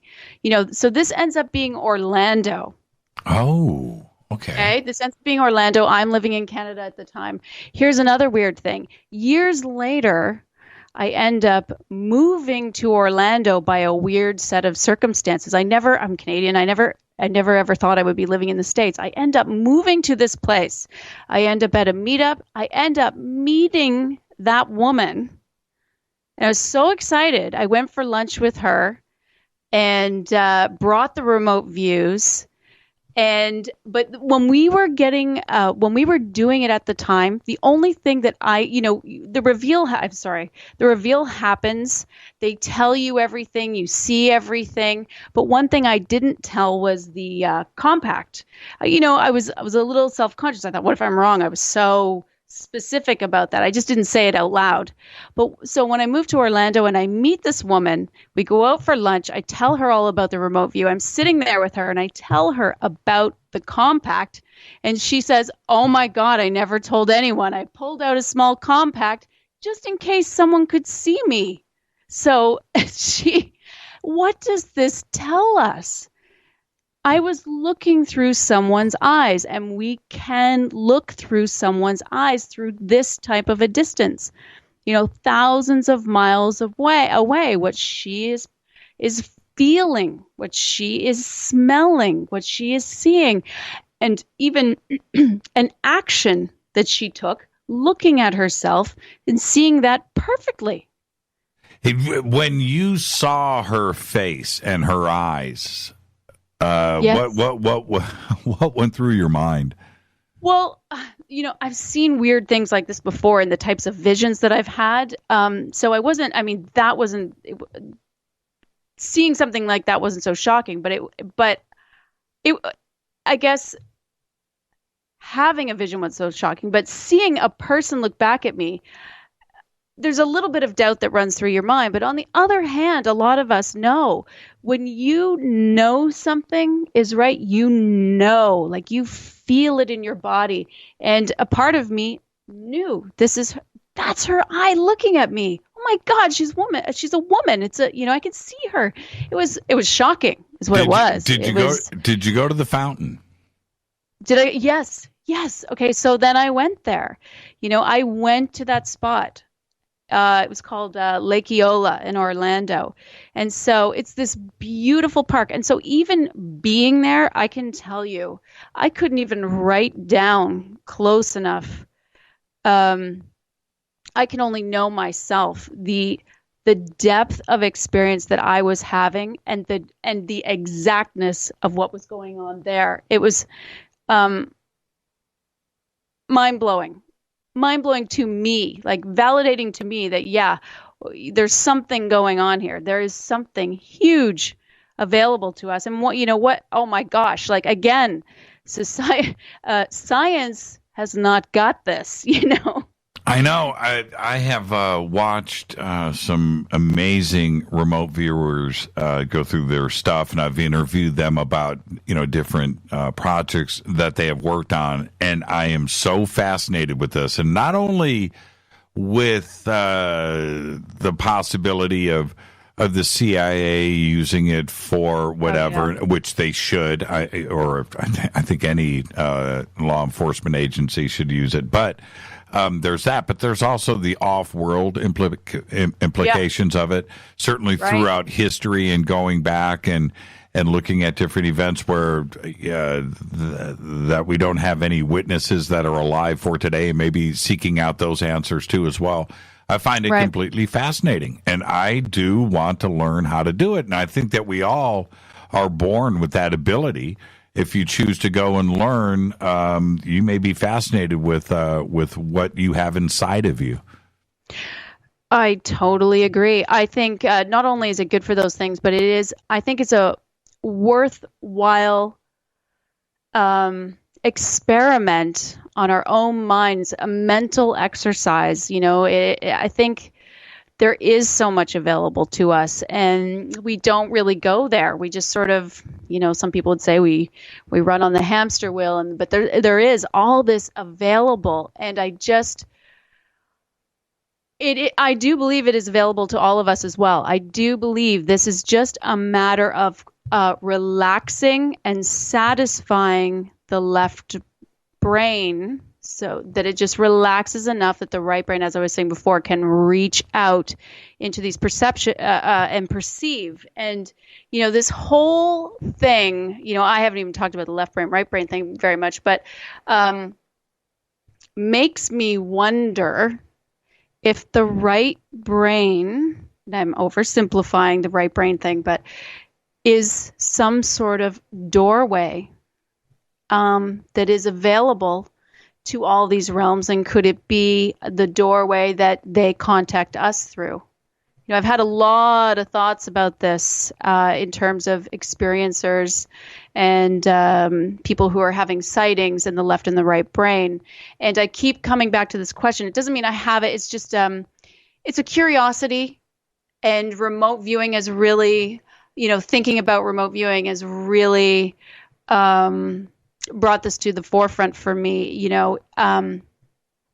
Well, the other part about not only remote viewing, but all of the other aspects of the supernatural and what falls underneath that umbrella, whether it's a near-death experience or a ghost or an apparition or the being that showed up in your living room, to remote viewing.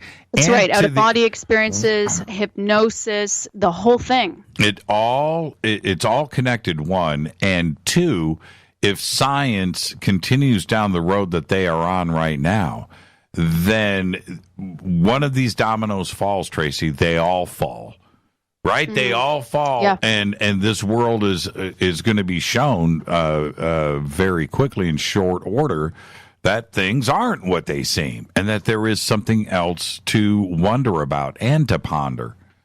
Yeah, and I just want to ask you, so do you think experiences are happening to more and more people? I do. I do believe that. And there's another part to this that I think is really fascinating. We've gone through about 2 or 3 phases in humanity. One, if we go back, say, a very simple 5,000 years ago, 3000 BC, at the start of everything, allegedly. Okay, let's go with allegedly. Yeah, right. But let's go back 5,000 years. 5,000 years ago, 2 basic questions were going on even back then. One, what happens after we die? And 2, what's going on with those stars? Are we alone in this universe? Those are the 2 fundamental questions. And we've gone, and then we went through a phase of, which partially continues to this day, that we are alone in the universe, right? That's it. Yeah. And that, you know what? Maybe we just die. That there isn't anything else out there. And that there is a large segment of this population today, Tracy, that doesn't care.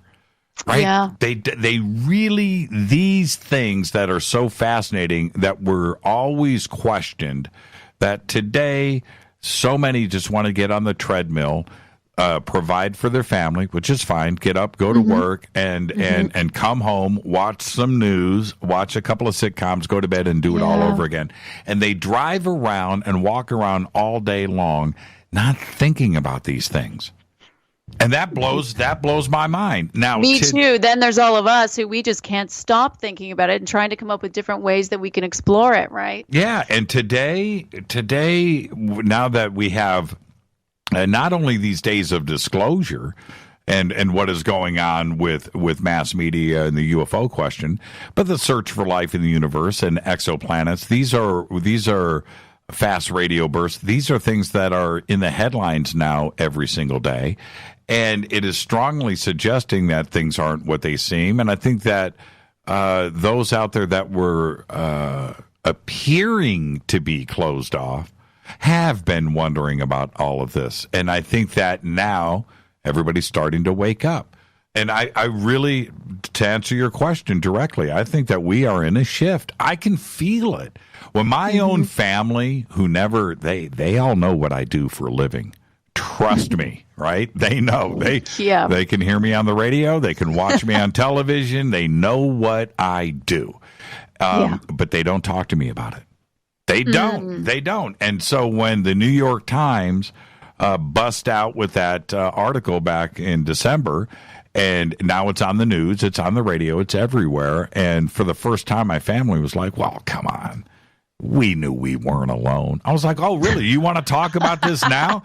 What about the last 5 years? You guys never talked to me. But you know, and it was so funny how they just took it in stride. And I think that's an example of everything else that's out there. I think there is a shift going on. I can feel it. Does it validate for you? Do you need the mass media to talk about disclosure and the UFO question to help you along as well? You know, I could easily say no. I've reconciled this myself, but no, I think it's easier for all of us. And I think, you know, we'd be lying if we didn't say we want that validation. And it does. I mean, you know, I was just in academia, and honestly, it's the biggest taboo, and you can't talk about it. Everything is dancing around these things. So for that alone, just to be able to be a little more outward, especially in that context, I would want it. I would definitely want it. And it helps to open up the dialogue, as you were just saying, you know, and that's really important. That dialogue is really important. It's going to become more important when more of those skeptical people, or more of those people who it wasn't affecting, begin having their own experiences, if it keeps on this trajectory, right? Yeah, you know, and that's what I really enjoy. And what about? Yeah, and I'm going to get back to that in a second. Do you have skeptical friends? Yeah. Okay. I do. So, is this an opportunity for you to go, okay, this is what I'm on face? about? Yeah. Well, you know what? Some of those friends have dropped off. You know, it got to that place where a lot of those have dropped off, and we'll see what happens moving forward, you know, if this comes back around. But I had a lot of friends who were, you know, willing to listen. They didn't fully believe. They didn't know what they believed, but they were willing to listen and sort of keep the door open a crack. And I think it'll be wonderful for some of them that I haven't seen to have start having this dialogue again and see how much further we go and what they've been thinking about. So, yeah, I'm excited about it. I'm really excited about it. You mentioned something earlier. I want to go back and visit really quick. You said that your mom is watching Ancient Aliens, and which I think is great. But I think it goes beyond that, in where Ancient Aliens for the last 9 years, has exposed all of these questions, not only about history, but ET in general, to the world, to those that wouldn't necessarily have ever pursued this. But it has certainly helped the effort. And you see it with your mom. Do you think that those changes are as real as I think they are? Do I think that what is as real as these changes, you know, with those out there that would never ponder? We've said ponder tonight now like 10 times. Have we? That's the word of the night. I love that word. It's a great word. But it's allowing those out there to ponder a subject that they would never consider. Sorry, can you just repeat the question one more time? I don't know why it cut out again for me. Oh, it's cutting out for you. Sorry. Okay. Well, I'll give it one more try.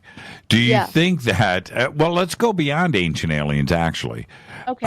All of the UFO and paranormal programming that is on cable television this exposure to the world, to those out there that would never pursue it on their own. Yeah. Oh, yes, definitely. Shows like Ancient Aliens and Hangar One, and I mean, there's so many out there now. They have been so helpful in opening up the dialogue. And, there's a funny thing out there, but sometimes all it takes is high production values to get people's attention, right? But it's a truth, a marketing truth. But more people are listening. More people are, I'm going to use contemplating this time. These other realities, these ideas. They're just willing to listen, and I think people are willing to go back into some of the ancients and seeing some of the parallels, these seeming coincidences, and it has really helped in opening up the dialogue and giving people some seeds to begin conversations.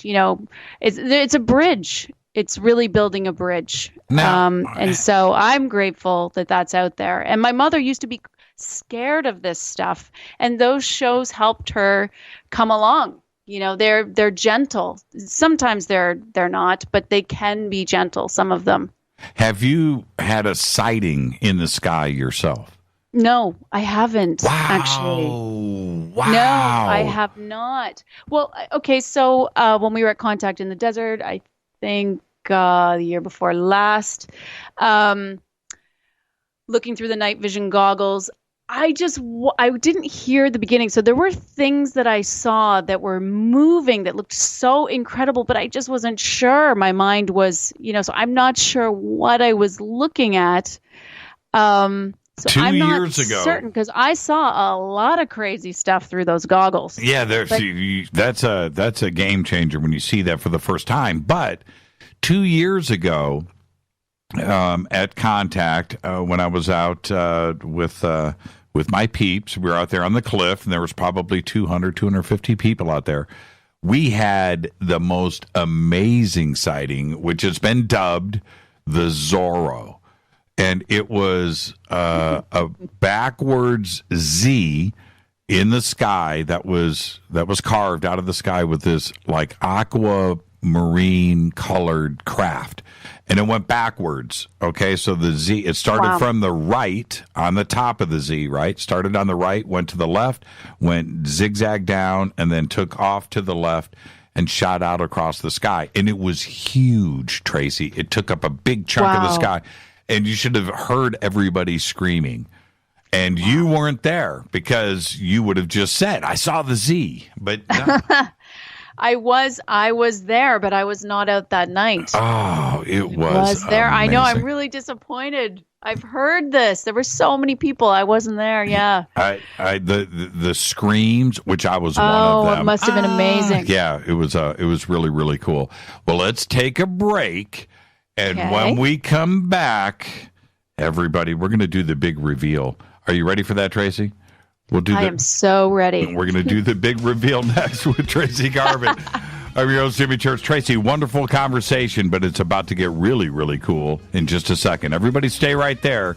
The big reveal is next. Stay with us.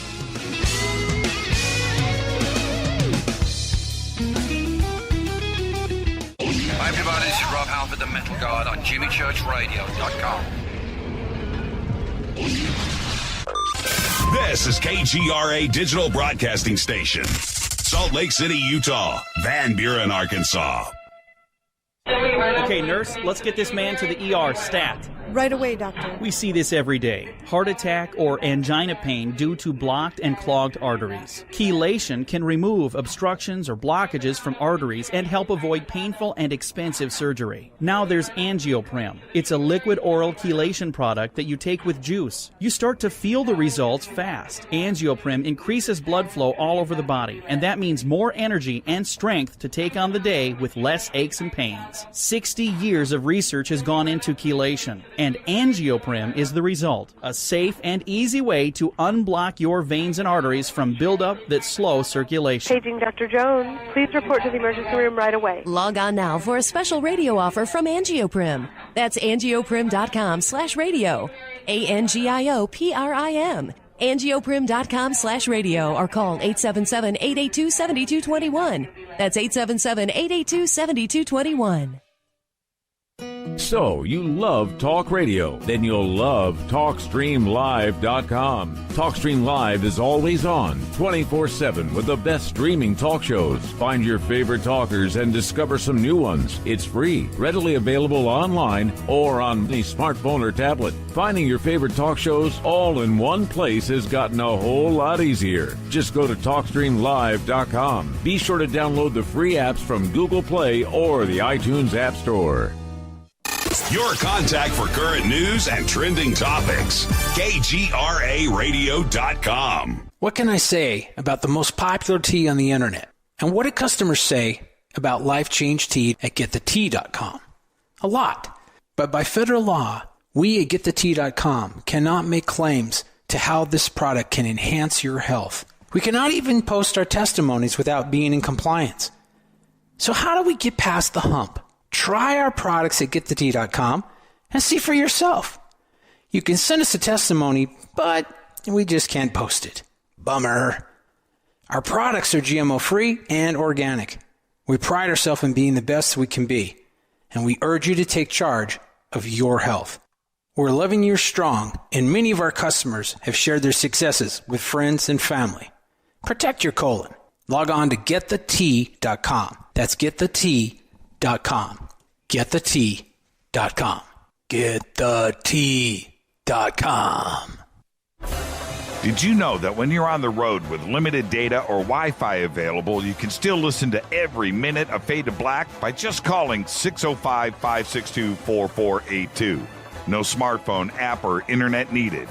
It saves your data plan and no extra cost if you have unlimited minutes. Just call 605-562-4482. You can listen to me, Jimmy Church, on any phone, anytime, anywhere. Go Beckley Teppy.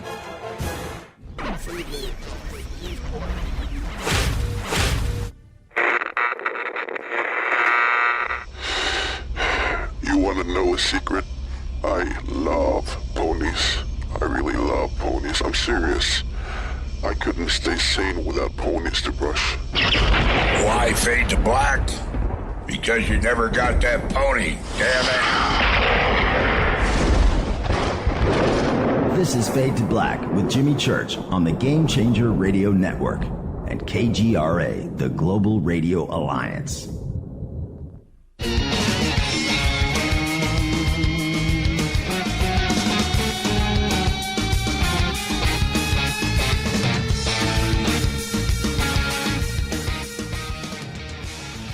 Welcome back, Fade to Black. I'm your host, Jimmy Church. Our guest tonight, Tracey Garbutt. Now, I've introduced her to all of you out there. Very dynamic conversation tonight, and you can follow me on Twitter at JChurchRadio. I'm watching Twitter, just blazing right here. And now this is the big reveal. Now, Tracey, stay put. Okay. Stay put. But you're sitting next to somebody right now, and I would like to bring him on, and it is Richard Bleepin' Dolan. Richard, how are you? Hi, Jimmy. Happy to be here. I've been enjoying the interview all evening. It was pretty dynamic, but what I would like for you to do right now is answer this question. Who is Tracey Garbutt? Wow. Tracey's someone that has just turned my life around for the past 2 years, since we met at Contact in the Desert, actually, in 2016, which was the week of your UFO sighting that you never stopped talking about. Mm-hmm. The weekend that I saw some UFOs with you through night vision. Mm-hmm. And Tracey and I met at that event, and we have actually never stopped talking since. We had a 4-hour conversation that evening, one of the evenings, and with a couple of days after that, we're not in touch with each other. And then just a few days after we got home, we just started communicating, and it has been one nonstop conversation ever since. Pretty cool when that happens. And there's only one way to seal that deal, right? Yeah, so we got married just about a month ago in Australia. So yes, that's how we sealed the deal. I'm so happy for the two of you, and for the audience now to understand what the conversation was about tonight, and who she is for this community. And to you personally, I think it's absolutely amazing. And I've done this privately, but I'm going to do this publicly now. Congratulations to the two of you. It's just been absolutely magic. And to watch the two of you be around each other, it's really cool. And so congratulations. Thank you, Jimmy. Thanks so much, Jimmy. Thanks. I'm just going to say I've had a lot of friends who have known me for many years, and every one of them has said, my God, you're just so different these days. And it's all for the better. And I mean, in a lot of ways, I just feel that this has been a very, very good thing for me. And I mean, we work well together. Like this is ridiculous. We are ridiculous. Like we are, to call us two peas in a pod is actually, that doesn't even do us justice. We're like together all the time. We never get bored with each other. We just never get tired. By the end of the day, we're still like, we want to stay up because it's just too much fun. Like going to sleep, my God. Is it because she's Canadian? Or do you have a deep-rooted thing that you can't get rid of? Yeah, absolutely. I was born on Canada Day. I was trying to take that away from that nation ever since. So yes, I clearly have. I've got some kind of Canadian thing happening. Let's just put that right out there. Okay, and that's another understatement. Oh yeah. So no, this is actually true. So I get a little goofy about the Canada thing. Yeah. So when I met her at Contact 2 years ago, it was after one of my lectures. And in fact, not long before that, I had done a tour of Canada called the Modern Knowledge Tour. And during that, I'd met a couple of very interesting experiencers in Vancouver. And I happened to mention that on stage. Well, Tracey had spent her entire adult life in Vancouver. And so we get out of, we're leaving this crowded, the sanctuary, that room at that event. And we're just stuck there at the exit. And she awkwardly says, "Oh, good lecture. I had some experiences in Vancouver as well." And I immediately turned to her and I'm like, "Oh, you're a Canadian." And an experiencer. Yeah. Oh yeah. So she had her guard up. We'll just say, we'll put it mildly. She had her guard up against me. And, but there was a reason. Yeah. No, there was a reason. I had met her a few years before. I didn't even know. I had no memory of having met her because she wasn't interested in me. So I put it out of my mind and met her this other time, and she remembered me. I had no memory, and that was kind of another funny thing to our connection. But I was able to get her to come to my table. She comes to my table like the next day later. A By day the way, later. I'm just going to say. A day later, because I didn't want him to think anything. Yeah, she's playing that let's card. Come to my table. Right. I want to talk to her. And she's like, we'll see about that. So a day later, she comes over. Got like about a dozen people they're all around me. And I put up my hand like a stop sign to all of them. I actually did this, like straight arm out. I said, "Stop. Hi." You know, you guys sound like you're 15 right now. You know, you realize that. Oh, this is every day. Yeah, I'm 15 years old every day, and I wanted her to talk to me then, and she felt embarrassed or she didn't want all the attention on her, and I really had to strong arm her for the phone number. Just like she said, "No, I'll email you." I said, "No, don't email me. Yeah, I'll never see it. So I got her phone number. Anyway, long story short, we had a conversation during that weekend, and it turned out to be 4 hours, and we just absolutely hit it off. And that was it. Well, let me ask you this, Richard. I'm going to go there. Uh-oh. That's not good. Is this? And I've certainly said this about you both privately and publicly many, many times, but you are pragmatic. You are black and white. You want documents. You want the facts. That's what you write about. That's what you speak about. And you are very critical of a lot of things that don't have that kind of stuff to back something up. But now you're married to Tracey. How has she changed you? How has she changed your view on some of these other things that you may have been pretty critical about over the years? Well, I'm glad you asked me this because it gives me an opportunity to bring some clarity to that issue. So it's not quite accurate to say that I've been critical of, let's say, remote viewing. In fact, I've been interested in remote viewing for 15 plus years. And in fact, I lectured about it back in 2002, 2003. I did a paper actually published for the print version of Phenomena magazine way back in those days on remote viewing, asking how is it possible that it works, because I knew that it did work. Mm-hmm. I had spent an evening in the home of Ingo Swann, probably the most famous remote viewer ever. Mm-hmm. And I knew Hal Puthoff, I knew Russell Targ, the guys who developed the remote viewing program back in the day. I've known Joan McMoneagle, Lynn Buchanan, and really talked with all of these people about what they do. And so let me just say, I've never needed to be convinced that that is real. Remote viewing is absolutely real. And the fact that it is real, incidentally, is a challenge to our contemporary understanding of physics. Sure. Because they're missing something really important. So when people like Tracey are able to see through the eyes of another human being and sense the sensations of another human being, a continent, and on the other side of the continent, that's not explainable in our physics, and that's the failing of our physics. That's not crockery. That's not nonsense. That's a shortcoming of our physics, which we need to deal with. So I've always felt this way.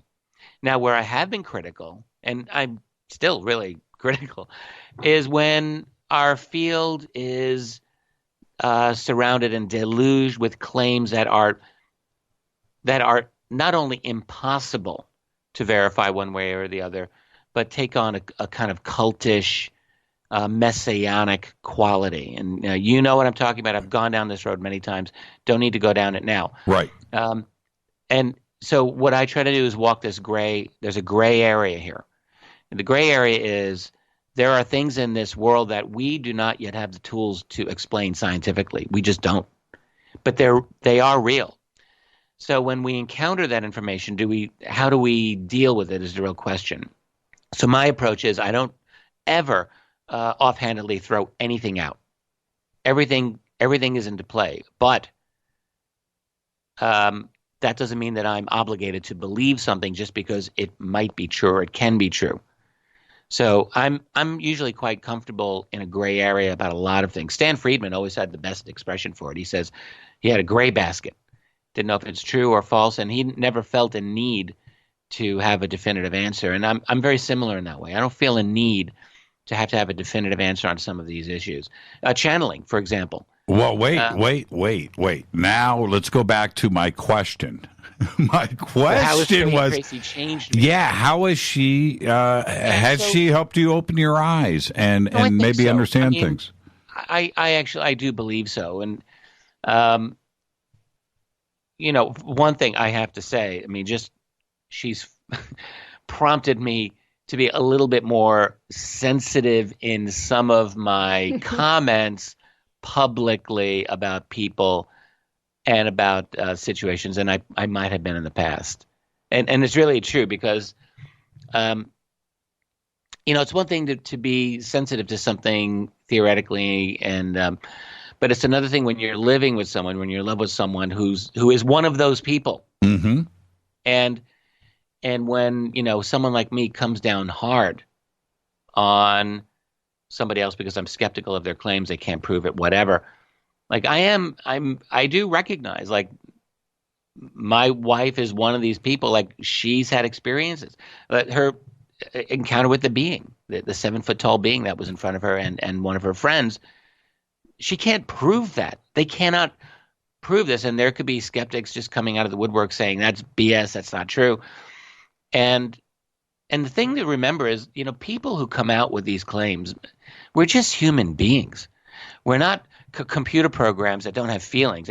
People have feelings, and it's a very rare person who's going to be able to go out there in the world and just withstand all of the critics coming after them.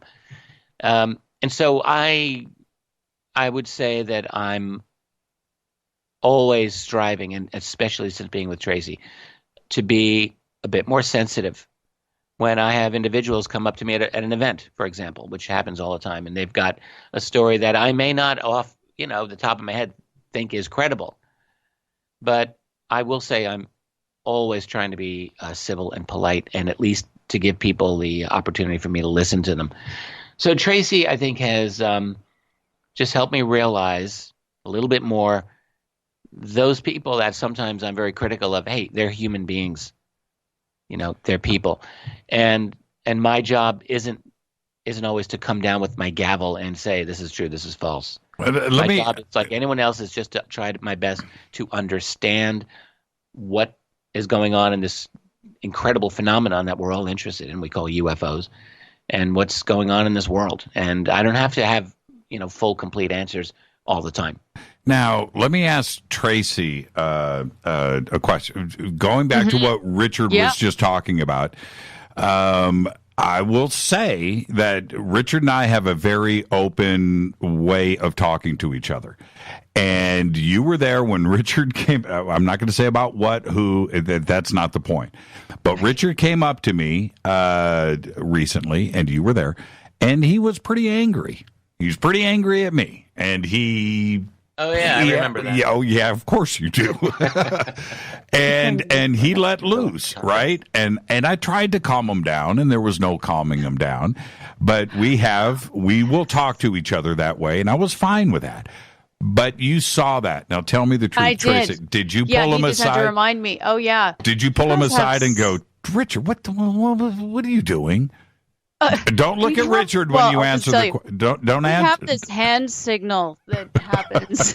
I wish I could show you what it is. Because the first time you guys were discussing that panel, I think it got a little bit heated as well. And he got the hand signal, this sort of, okay, you guys are up here, bring it down, bring it down. A little bit. But yeah, at contact, I do remember that. And, yeah, and I think you were uncomfortable with it. Well, I was uncomfortable. I'm glad you both have thick skin and you guys can deal with each other like that. And maybe it's a little bit of the Canadian in me that's I'm not as good with direct conflict like that. But you guys work it out. You always work it out, and we did, and it turned out really well. Yeah, by the way, yeah. All of that was cool. I think you two trust each other underneath it all. So, but it was definitely an uncomfortable moment. Yeah, that's for sure. I was like, whoa. I know. He was. Are we not to get into details here? Is that the rule? Yeah, let's not get into details. Not too much detail. Yeah, too much detail. But the point that that's what you get from somebody that is now standing beside you. Right, and you guys are almost like a yin and yang, right? Yeah, we are, and I think that I leave a little bit more. I think for him, he's perhaps a little bit more open, and for me, it always reminds me to be a little bit more grounded. So, I'm still uncomfortable talking about my experiences. I'm working my way through that. I feel comfortable in myself about them, but I'm still just getting used to talking about them in public. But well, now what everybody wants anymore. Yes, well, I was barely scratching the surface, but I'm just getting used to talking about them. But have you guys kind of the yin and the yang? It's true, and I think it's actually it's a strength. I really appreciate that. It's challenging at times. It really is. But I think we're really good for each other. Have you had an experience together now? Have you guys shared anything? I'm not thinking that we the have. No, we haven't had sort of a contact experience, but Richard has been exposed to these really unusual dreams that I have. So he's just getting exposed in he's following through day by day and seeing what my life is like. I have to just say this. You guys didn't get a chance. Tracey has some of the most unusual dreams of anyone like I've ever met in my life. And in fact, she's had other friends, like experienced friends, who have said the same thing to her. Tracey's dreams are almost like future tech dreams. Like, you're going to have to talk to her about this sometime. Like the most interesting, bizarre, but like fascinating, convoluted, but like consistent narrative dreams. Like I don't have dreams like this. And it actually has prompted her she's done, and she's actually doing research right now into what she's calling contact dreams, and of varying levels of vividness, from your ordinary dream to higher levels of immediacy, to those dreams that are not dreams.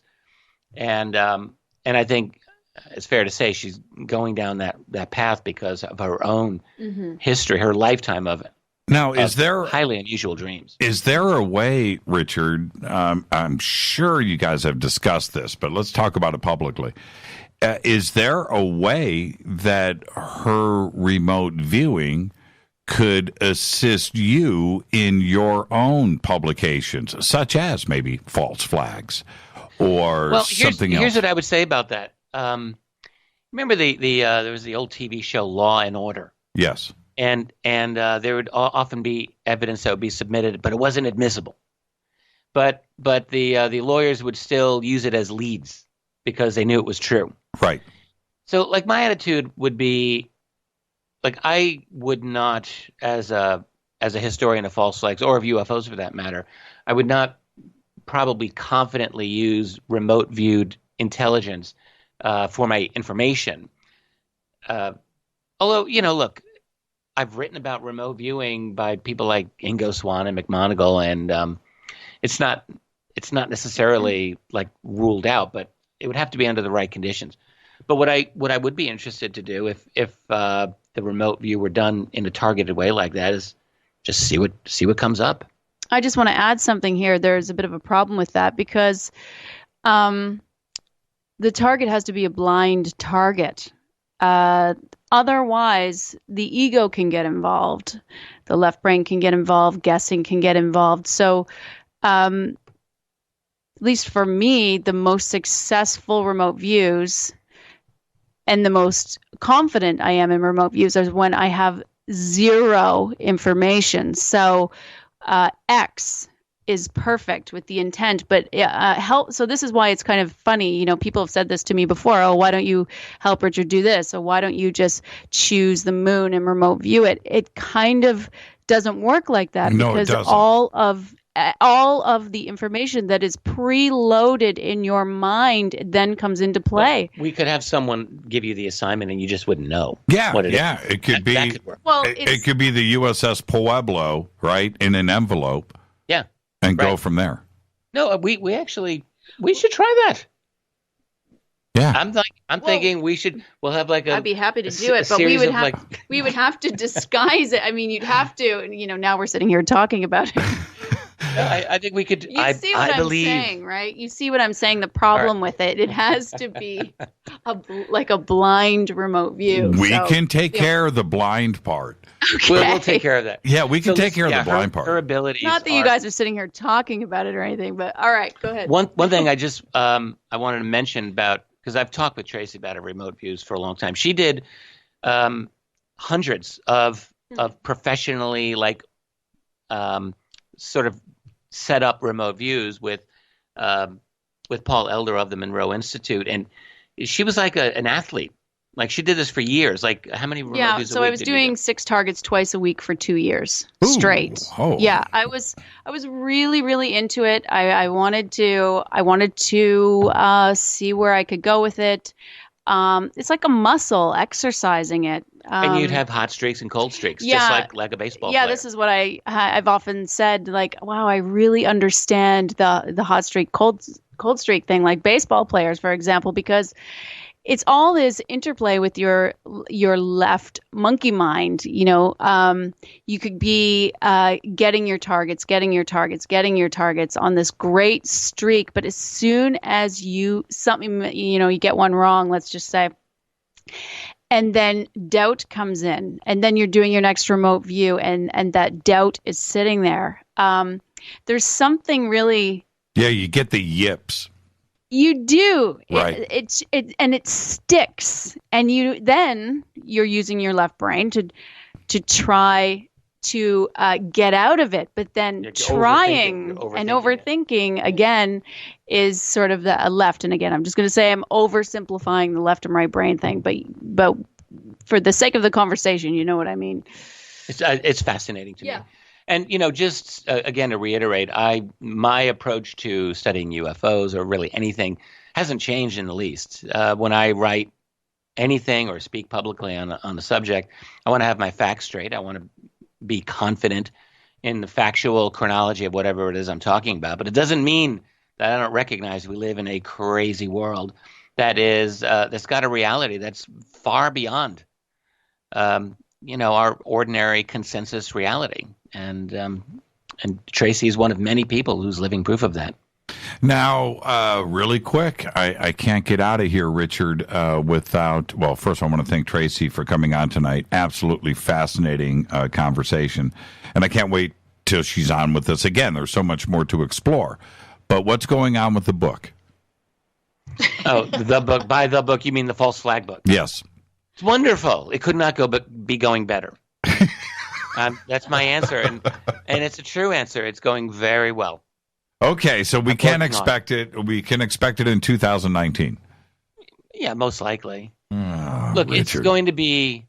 It's going to be a book that I'm so looking forward to completing, and my head is in the game, and it'll be done when it's done, my friend. Okay, all right, and then it will be done when it is done. One last question: has Tracey changed your musical taste? Oh, well, yeah, she's enhanced my love for disco. Yeah, which is my next disco love. Which is my next question. Has been enhanced. Okay, do you want to answer? I've always enjoyed it, but she's gotten me more into it. Yeah, we definitely, other than our disco love, our mutual disco love, we have all these different things that we were into. So it's been this wonderful merging and expanded, eclectic. I haven't gotten her into Led Zeppelin yet. That for her, she's a little too young. That was always called older brother music. Oh, Led Zeppelin. It's true. Well, it was older brother music. That's what we called it. Tracey, you have to sit and watch The Song Remains the Same from beginning to end with Richard. That's what you have to do. Richard, what was the last song you listened to today? Oh, that's an easy one. We both were listening to it together. How about you do the honors? It was More Than a Woman by the Bee Gees. Oh, doesn't get any better than that. It's really true. And we were both doing our own little Barry Gibb throughout. Oh, man. One day. Which you're not going to hear. No, one day, Richard, you'll hear me do my Barry Gibb. Oh, I want to say. Seriously, we'll compete. Tracey, what did you think when Richard and I harmonized singing Happy Birthday to George Norton? Wasn't that amazing? We said Happy Birthday. Yes. That was. You guys have this whole other area of talent. I shocked myself, actually. You sounded so good. I think we need to post that. Oh, it's out there somewhere. Thank you, you two. I needed like powder blue tuxedo with ruffles. And mustaches. And it would have been a complete experience. Yeah, and mustaches. Yeah, that would have been. Yeah, definitely. Hey, you guys, again, congratulations. Tracey, thank you so much for the conversation. And Richard, you're the best. You're Richard Bleepin' Dolan. Thank you, too. Thank you so much. Thanks, Jimmy. Enjoy the rest of your night. Richard and Tracey Dolan right there, the big reveal. Thank you so much, Tracey. And, of course, Tracey's info and everything is over at Richard Dolan Press. And they've also got some other new stuff going on over there, too, as well. There you go. Great conversation. The big reveal tonight, Tracey Garbutt and Richard Bleepin' Dolan. I'm your host, Jimmy Church. This is Fade to Black. I'm going to get out of here and come back and open up the phone lines for all of you. I'll be right back.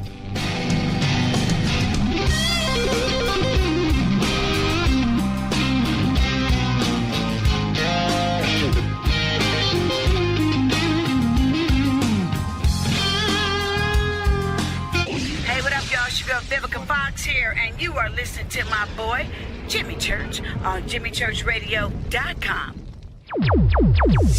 Despite popular opinion, reading a book will not make you smarter. But listening to Jimmy Church will. Hurricanes, earthquakes, wildfires. This year we've experienced more than our fair share.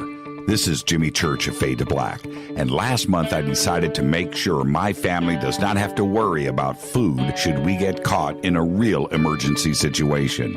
Introducing Numana, a healthy, storable product that tastes so good that you'll want to eat it every day instead of just during those times of duress. All Numana products have a 25-year shelf life, are MSG and GMO-free, no preservatives, and are made in America. With the Numana pack in your home, you'll be able to sleep at night knowing that you've protected your family. Not only have I tasted and tested, I own it. Now you can too. Just click on the Numana banner on JimmyChurchRadio.com and use the promo code Jimmy when you order. In addition to a discount, we'll send you an autographed Fade to Black t-shirt. Seriously, go Beckley Teppy. When you take the beans from Central America with dashes of Indonesian and African mixed in and then roast it to the dark side of Fade to Black, you create the ultimate brew of fringe. Introducing the Fade to Black blend from River Moon Coffee. Yes, River Moon's darkest customized roast was created for the love of Fade to Black. The alchemy of masterful roasting and smoking the beans is in every sip of this full-bodied, dark Java. I need my coffee dark, deep, with distinct bittersweet chocolate highlights, just like the bunker. Leaning further into the darkness of the roast is Fade to Black blend from River Moon Coffee. Just click on the banner at JimmyChurchRadio.com and use the promo code F2BBLEND for 15% off of your order today. Go Beckley Teppy. Hey, can we talk about something serious for a minute? Your age. Getting old has its perks. But remember, being a few years younger, you know, your hair was thicker, you didn't have so many wrinkles, that extra weight wasn't haunting you, and you just felt better. Well, we can't turn back the clocks and go back 10 or 15 years, but you can start feeling and looking 10 or 15 years younger with Nature's Youth RSF. It's a doctor-formulated daily supplement that helps your body maintain its peak performance and fight the aging process. Imagine sleeping better, looking better, and feeling better. See how Nature's Youth RSF has helped thousands of people just like you at nature'syouth.com. nature'syouth.com. The holidays are coming. Imagine how it will feel when your family and friends are asking you what you did to look so good. Your secret will be Nature's Youth RSF. It's time to start looking better and feeling better. Learn more and order your Nature's Youth RSF at nature'syouth.com. That's nature'syouth.com. Erica, Brittany, Gabby, and you're listening to JimmyChurchRadio.com. It's not a lifestyle we chose. We were born this way. KGRARadio.com.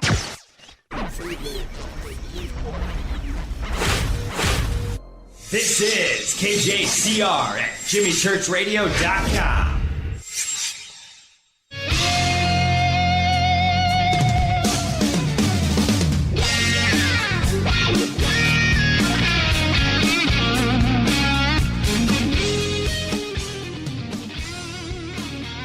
All right, welcome back. Fade to Black. That was fun. Tracey Garbutt and Richard Bleepin' Dolan. It's Tracey Garbutt Dolan, by the way. Now you know. All right, I'm going to open up the phone lines. 323-825-5045 or 323-275-9695. Great conversation tonight. Oh, man, just fascinating. That remote viewing experience. Whew, man. And and everything else, too, as well. Tracy's amazing. Richard's amazing. Congratulations to the both of them. Let's go to the phones. Hi, you're live on Fade to Black. Who's calling? Hey, Jimmy, it's Scott from Atascadero. Hey, Scott from Atascadero. How are you? Good, buddy. How are you, man? Well, it's a great night tonight on the show. Do you enjoy it? It was really, really nice, actually. Very nice. And what's on your mind? Well, I'm an RSE student, and I have been since 1990, Ramtha School of Enlightenment. Right on. And yeah, man. And I'll tell you, if you want to know and learn about creating reality and finding out who you are, you and Rita ought to go there, man, because you will not regret it at all. And how long did you go through the program for? When I was living in Washington State, I was there. I went for probably 10 years of consecutive events, for the most part. And then I left and then went on my own thing. But what's really cool now about the school is that they do all these online events that you can do and learn through the internet, obviously. But being there is a whole different experience, obviously. It's almost like going to James's ranch. Yeah, I can only imagine. What and I'm serious about that too as well. What attracted you to Ramtha? Was it the channeling at first? Was it that, or was it something else? It was more of what my mom was into at the time when Jay-Z was doing events before the school even started, when she was traveling and doing events around the United States, I think, for the most part, and channeling Ram. And then when she discovered who he was, and it just resonated with her and stuff, and she had told me, hey, you should come and check this out. You think you might really like it, and this and that, and up until a little bit of resistance until like the early 90s. I think it was 1990, and I finally gave in. I was like, all right, okay, let's do it, and I went up and did some events, and then once I was there, I was hooked, and enough said. Now, yeah, totally. With the viewing, did you have a natural gift for it? Or was this something that you trained to do? No. This was, for me, it was more of, it's more of a place, and there's a book that Jay-Z wrote called The White Book, and it's her story about how she became the encounter with her and Ram, and the whole story behind it all, and stuff, and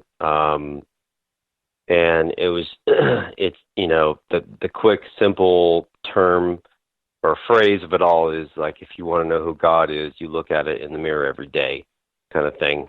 Right. And so when I went to that event, it's sort of a bell ringer. I mean, if it resonates with you and it clicks you and it makes you go, oh my God, this is it, boom, you're golden.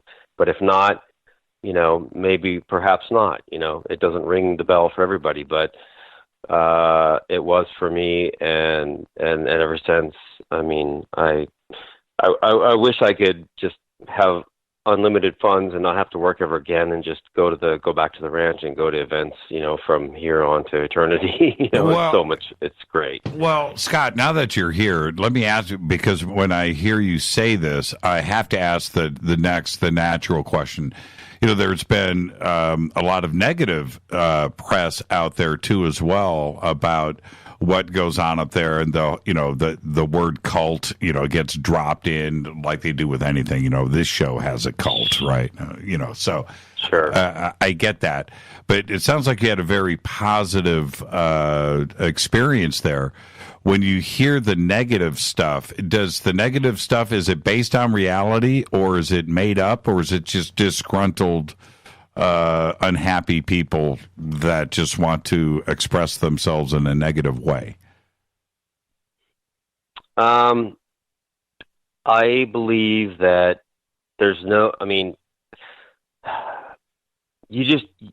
if you're a true journey person of becoming what you want to know who you are, really, you'll know within yourself. I mean, I don't think you have to just, shrug it off your shoulders and say, yeah, whatever. I mean, if you're going to know ultimately within yourself, your truth, and the knowingness and the feeling within yourself that is so solid that it's like, it's unbreakable and unshakable, Jim, that you will know that you're like, you know what, you can throw at me whatever you want.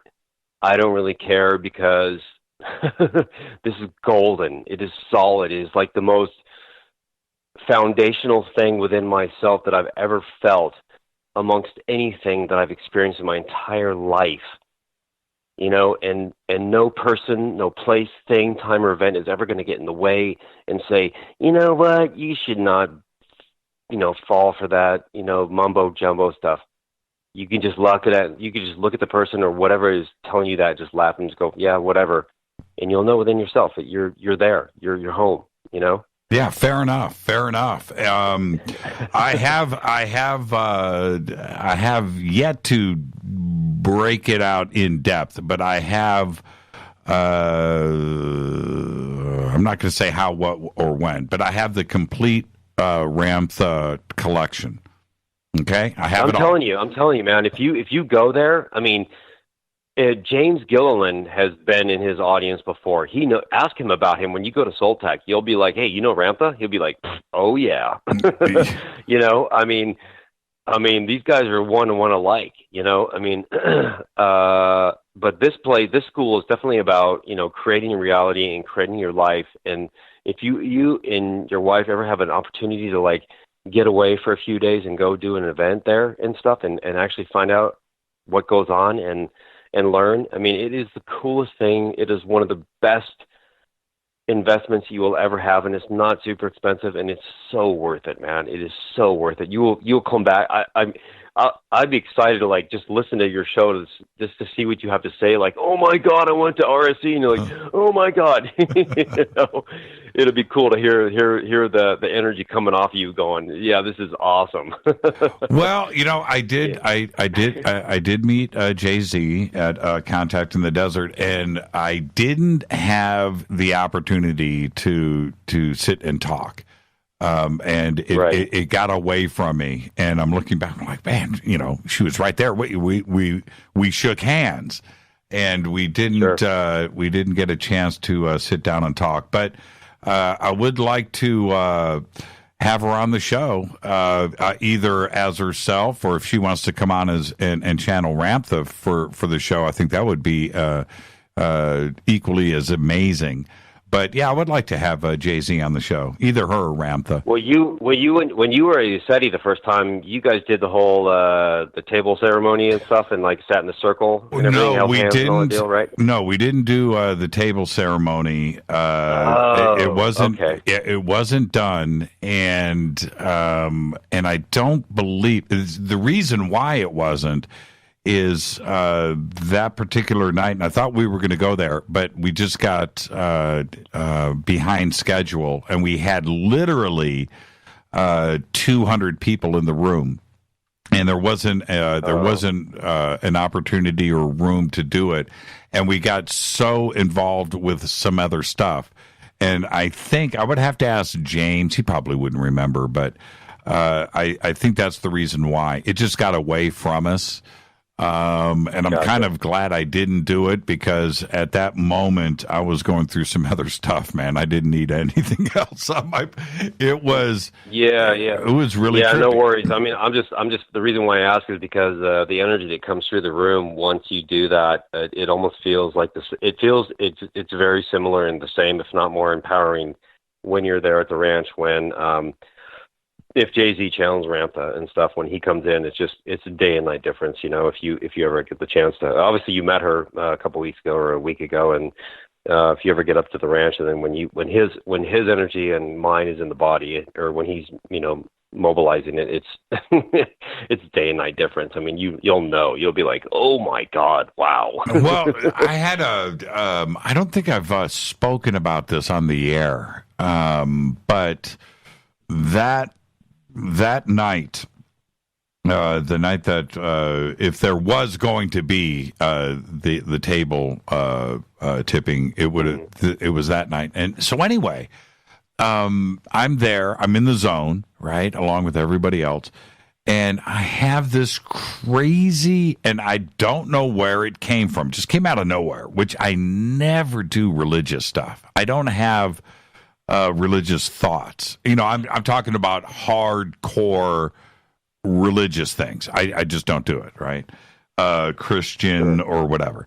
And this crazy, so I'm sitting there and I've got my eyes closed, and this vision, this thing just comes in right on, I'm talking right on top of my pupils, man, just right there. And it's bleeping Jesus with this four pronged halo, very definite golden thing, very Renaissance type of painting kind of thing, right? Okay, that's what it looks like. We've all seen these different types of paintings in museums and in books and in Bibles and things. So it's like that. It's like some Renaissance artist painting thing, but it just comes right up and stares at me. I'm like, wow, that was kind of weird, right? Okay, and I'm just kind of looking, and the room was quiet at the time. So anyway, this thing goes down, and then somebody says in the room, I don't know if it was James, but says, okay, now Jesus and Mary are here. Right? I was like, wait, slow down here. And my eyes pop open, and they just pop open, and I'm looking around like, did anybody see me? I'm kind of tripping out right now. And I kind of look around, and I was like, that I didn't need that. That was friggin' strange. So I get up, and this is back to the table tipping. I get up, and everybody's just, in doing their thing, and I got out of there. I walked outside. I fired up a cigarette. My hands are shaking, and I'm like, wow, that was really, really strange. A little bit, huh? Yeah, well, because this was what is important for everybody to understand. And I know this sounds like freaky deaky stuff, and I don't care. It doesn't matter what people think. It was my experience, but the vision part of it happened like 5 minutes before anybody said anything. And it was there, and it was lasting, and I didn't understand. I never have those. I could be watching the most religious movie or documentary or whatever, or read a book, and it goes away. I never have those thoughts. But it happened then. It was weird, man. It was weird. And to have somebody in the room say that at that moment, it just freaked me out. I didn't dig it, man. I didn't dig it. I left.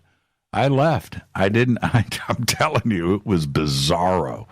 It was bizarro, man. Believe I listen to your show a lot, man. I'm a dedicated listener almost every day, and I like listening to I'm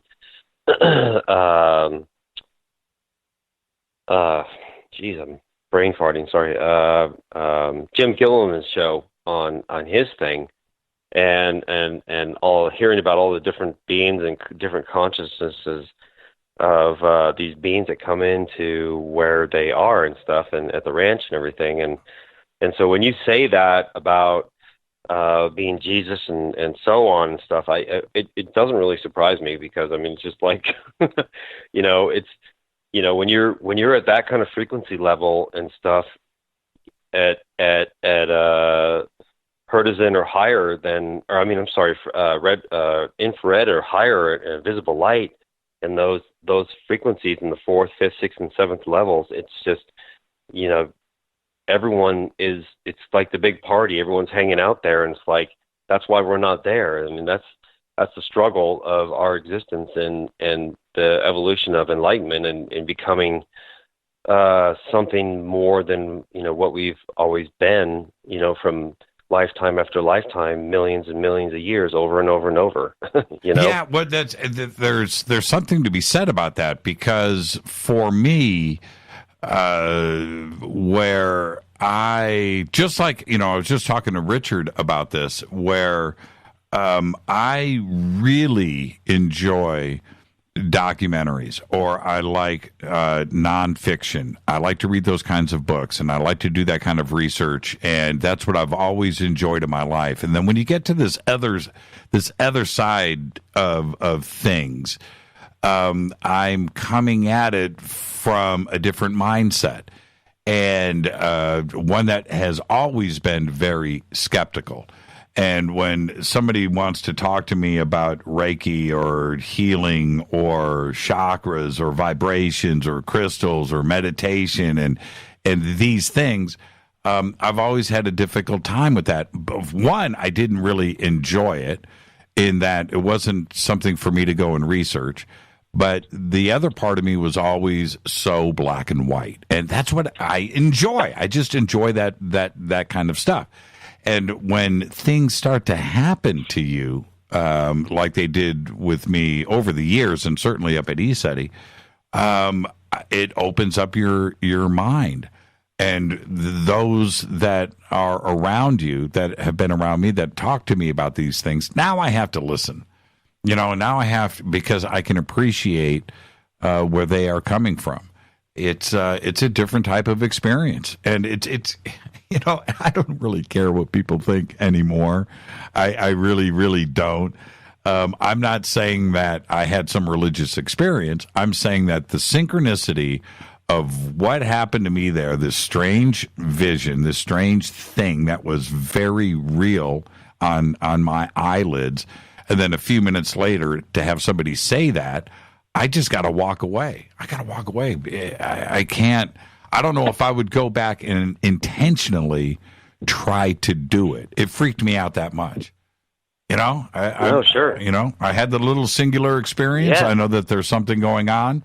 All right. Okay. All right. So I just had to just kind of walk away and think about it. That's what you have to do. You have to just go, okay, what was that? Jimmy, it's your experience, man. It's your truth. And it doesn't really matter what I think or anyone else thinks. You know it within yourself, and it's like you can feel good about within yourself going, right on, man. That was my trip. My deal. That's exactly right. And you can be solidified in your knowingness and acceptance of it, and that's it. You don't have to let the world know about it. I mean, that's your soulful thing going, that was Jimmy Church's trip, and nice, right on. I did it. I mean, Thank you for the Lord God of my being, and thank you. Thank you for allowing for me to be a participant of it, and be solid with it, Well, and when as I went through that weekend up there at ESETI, now this wasn't. I've had other things happen in my life, right? But the singular experience of ESETI, and I've said this enough now. It was for me overwhelming. It was too much, and all of it, just like this experience I just told you about. None of it was in my control. None of it. I didn't go and try it. I didn't try to kick it off. I didn't have somebody there. No, it wasn't about any of that. Each one of those things that happened up there, whether it was the UFO sightings or that crazy my ring disappearing and the fairy story, or what happened to me in the medicine wheel, or this thing, it was just like one thing after another. And after a certain point, we had that door open up on the mountain. It was just like crazy stuff. And I was like, man, we need to slow this down. This is a bit too much. It was fun, man. It was fun. It was fun. Oh, God. It was fun. Never a dull moment, man. It sounds like you guys are just enthralled in the excitement 24/7. Well, somebody said the other day, I don't know, it might have been Teresa. I think she tweeted this. All right, we're all ready to go for, all systems are go for Jimmy to go back into hit. And I'm like, you know what? Probably not. Probably not. I'll be the observer on this one. Hey, Scott, don't be a stranger calling into the show, man. Great conversation. All right, Jimmy. Take care of yourself, bud. Yeah, you too, man. Have a great night. And if you too as well. You can go ahead and reach out to Jay-Z and say, the door's open. I'll talk to you, man. I will. Have a great night. You too, buddy. Bye-bye. Great phone call right there. Love first-time callers, man. There's nothing quite like it. I really enjoyed the show tonight, and my comments earlier at the opening of the show, I do want to go back and just visit that for a second. Today, myself and Rita and our daughter, Deanna, just went through some trauma. And like I said, things happen in threes. And we always hear that comment. Things happen in threes. Things happen in threes. Well, okay. If that happened, all three happened to us today. And hopefully we'll have a nice, clear path over the months ahead now that we got today out of the way. But I didn't know what the show was going to be like tonight or if I was even going to do it. But I chose to do it, but also to talk about that at the beginning of the show. And I wanted you to understand that if I hadn't have mentioned the three things today, doesn't matter what they were, that wouldn't be fair. And if later anything came out or I slipped up or anything, and to think that all of you would go, wow, man, I guess things don't affect him. That's not cool, because they do. And I needed this show tonight to just get away from it all and use every one of you for support and for a shoulder. So thank you for that. But the other part of it is that I want you to understand that even over here in my and Rita's world, that things can really, really be difficult and can go south.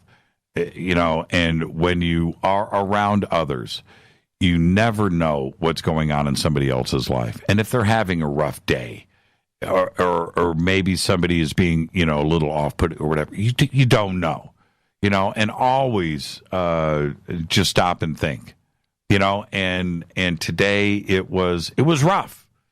It was a rough one. And now in the next 45 seconds, I'm going to sign off of this show and go back to reality. But tonight, for 3 hours, you allowed Rita and I to escape reality and hang out with all of you. And always remember, when it gets difficult and when it gets rough, you have friends, you have family, you go hang out, and remember that the sun will always come up the next day, and you've got a fresh start, and everything is up to you.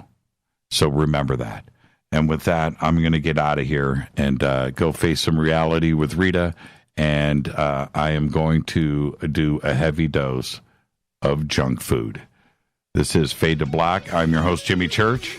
I want to thank Tracey Garbutt, Dolan, and Richard Dolan for coming in tonight. An absolutely amazing show, and I hope that you enjoyed the reveal.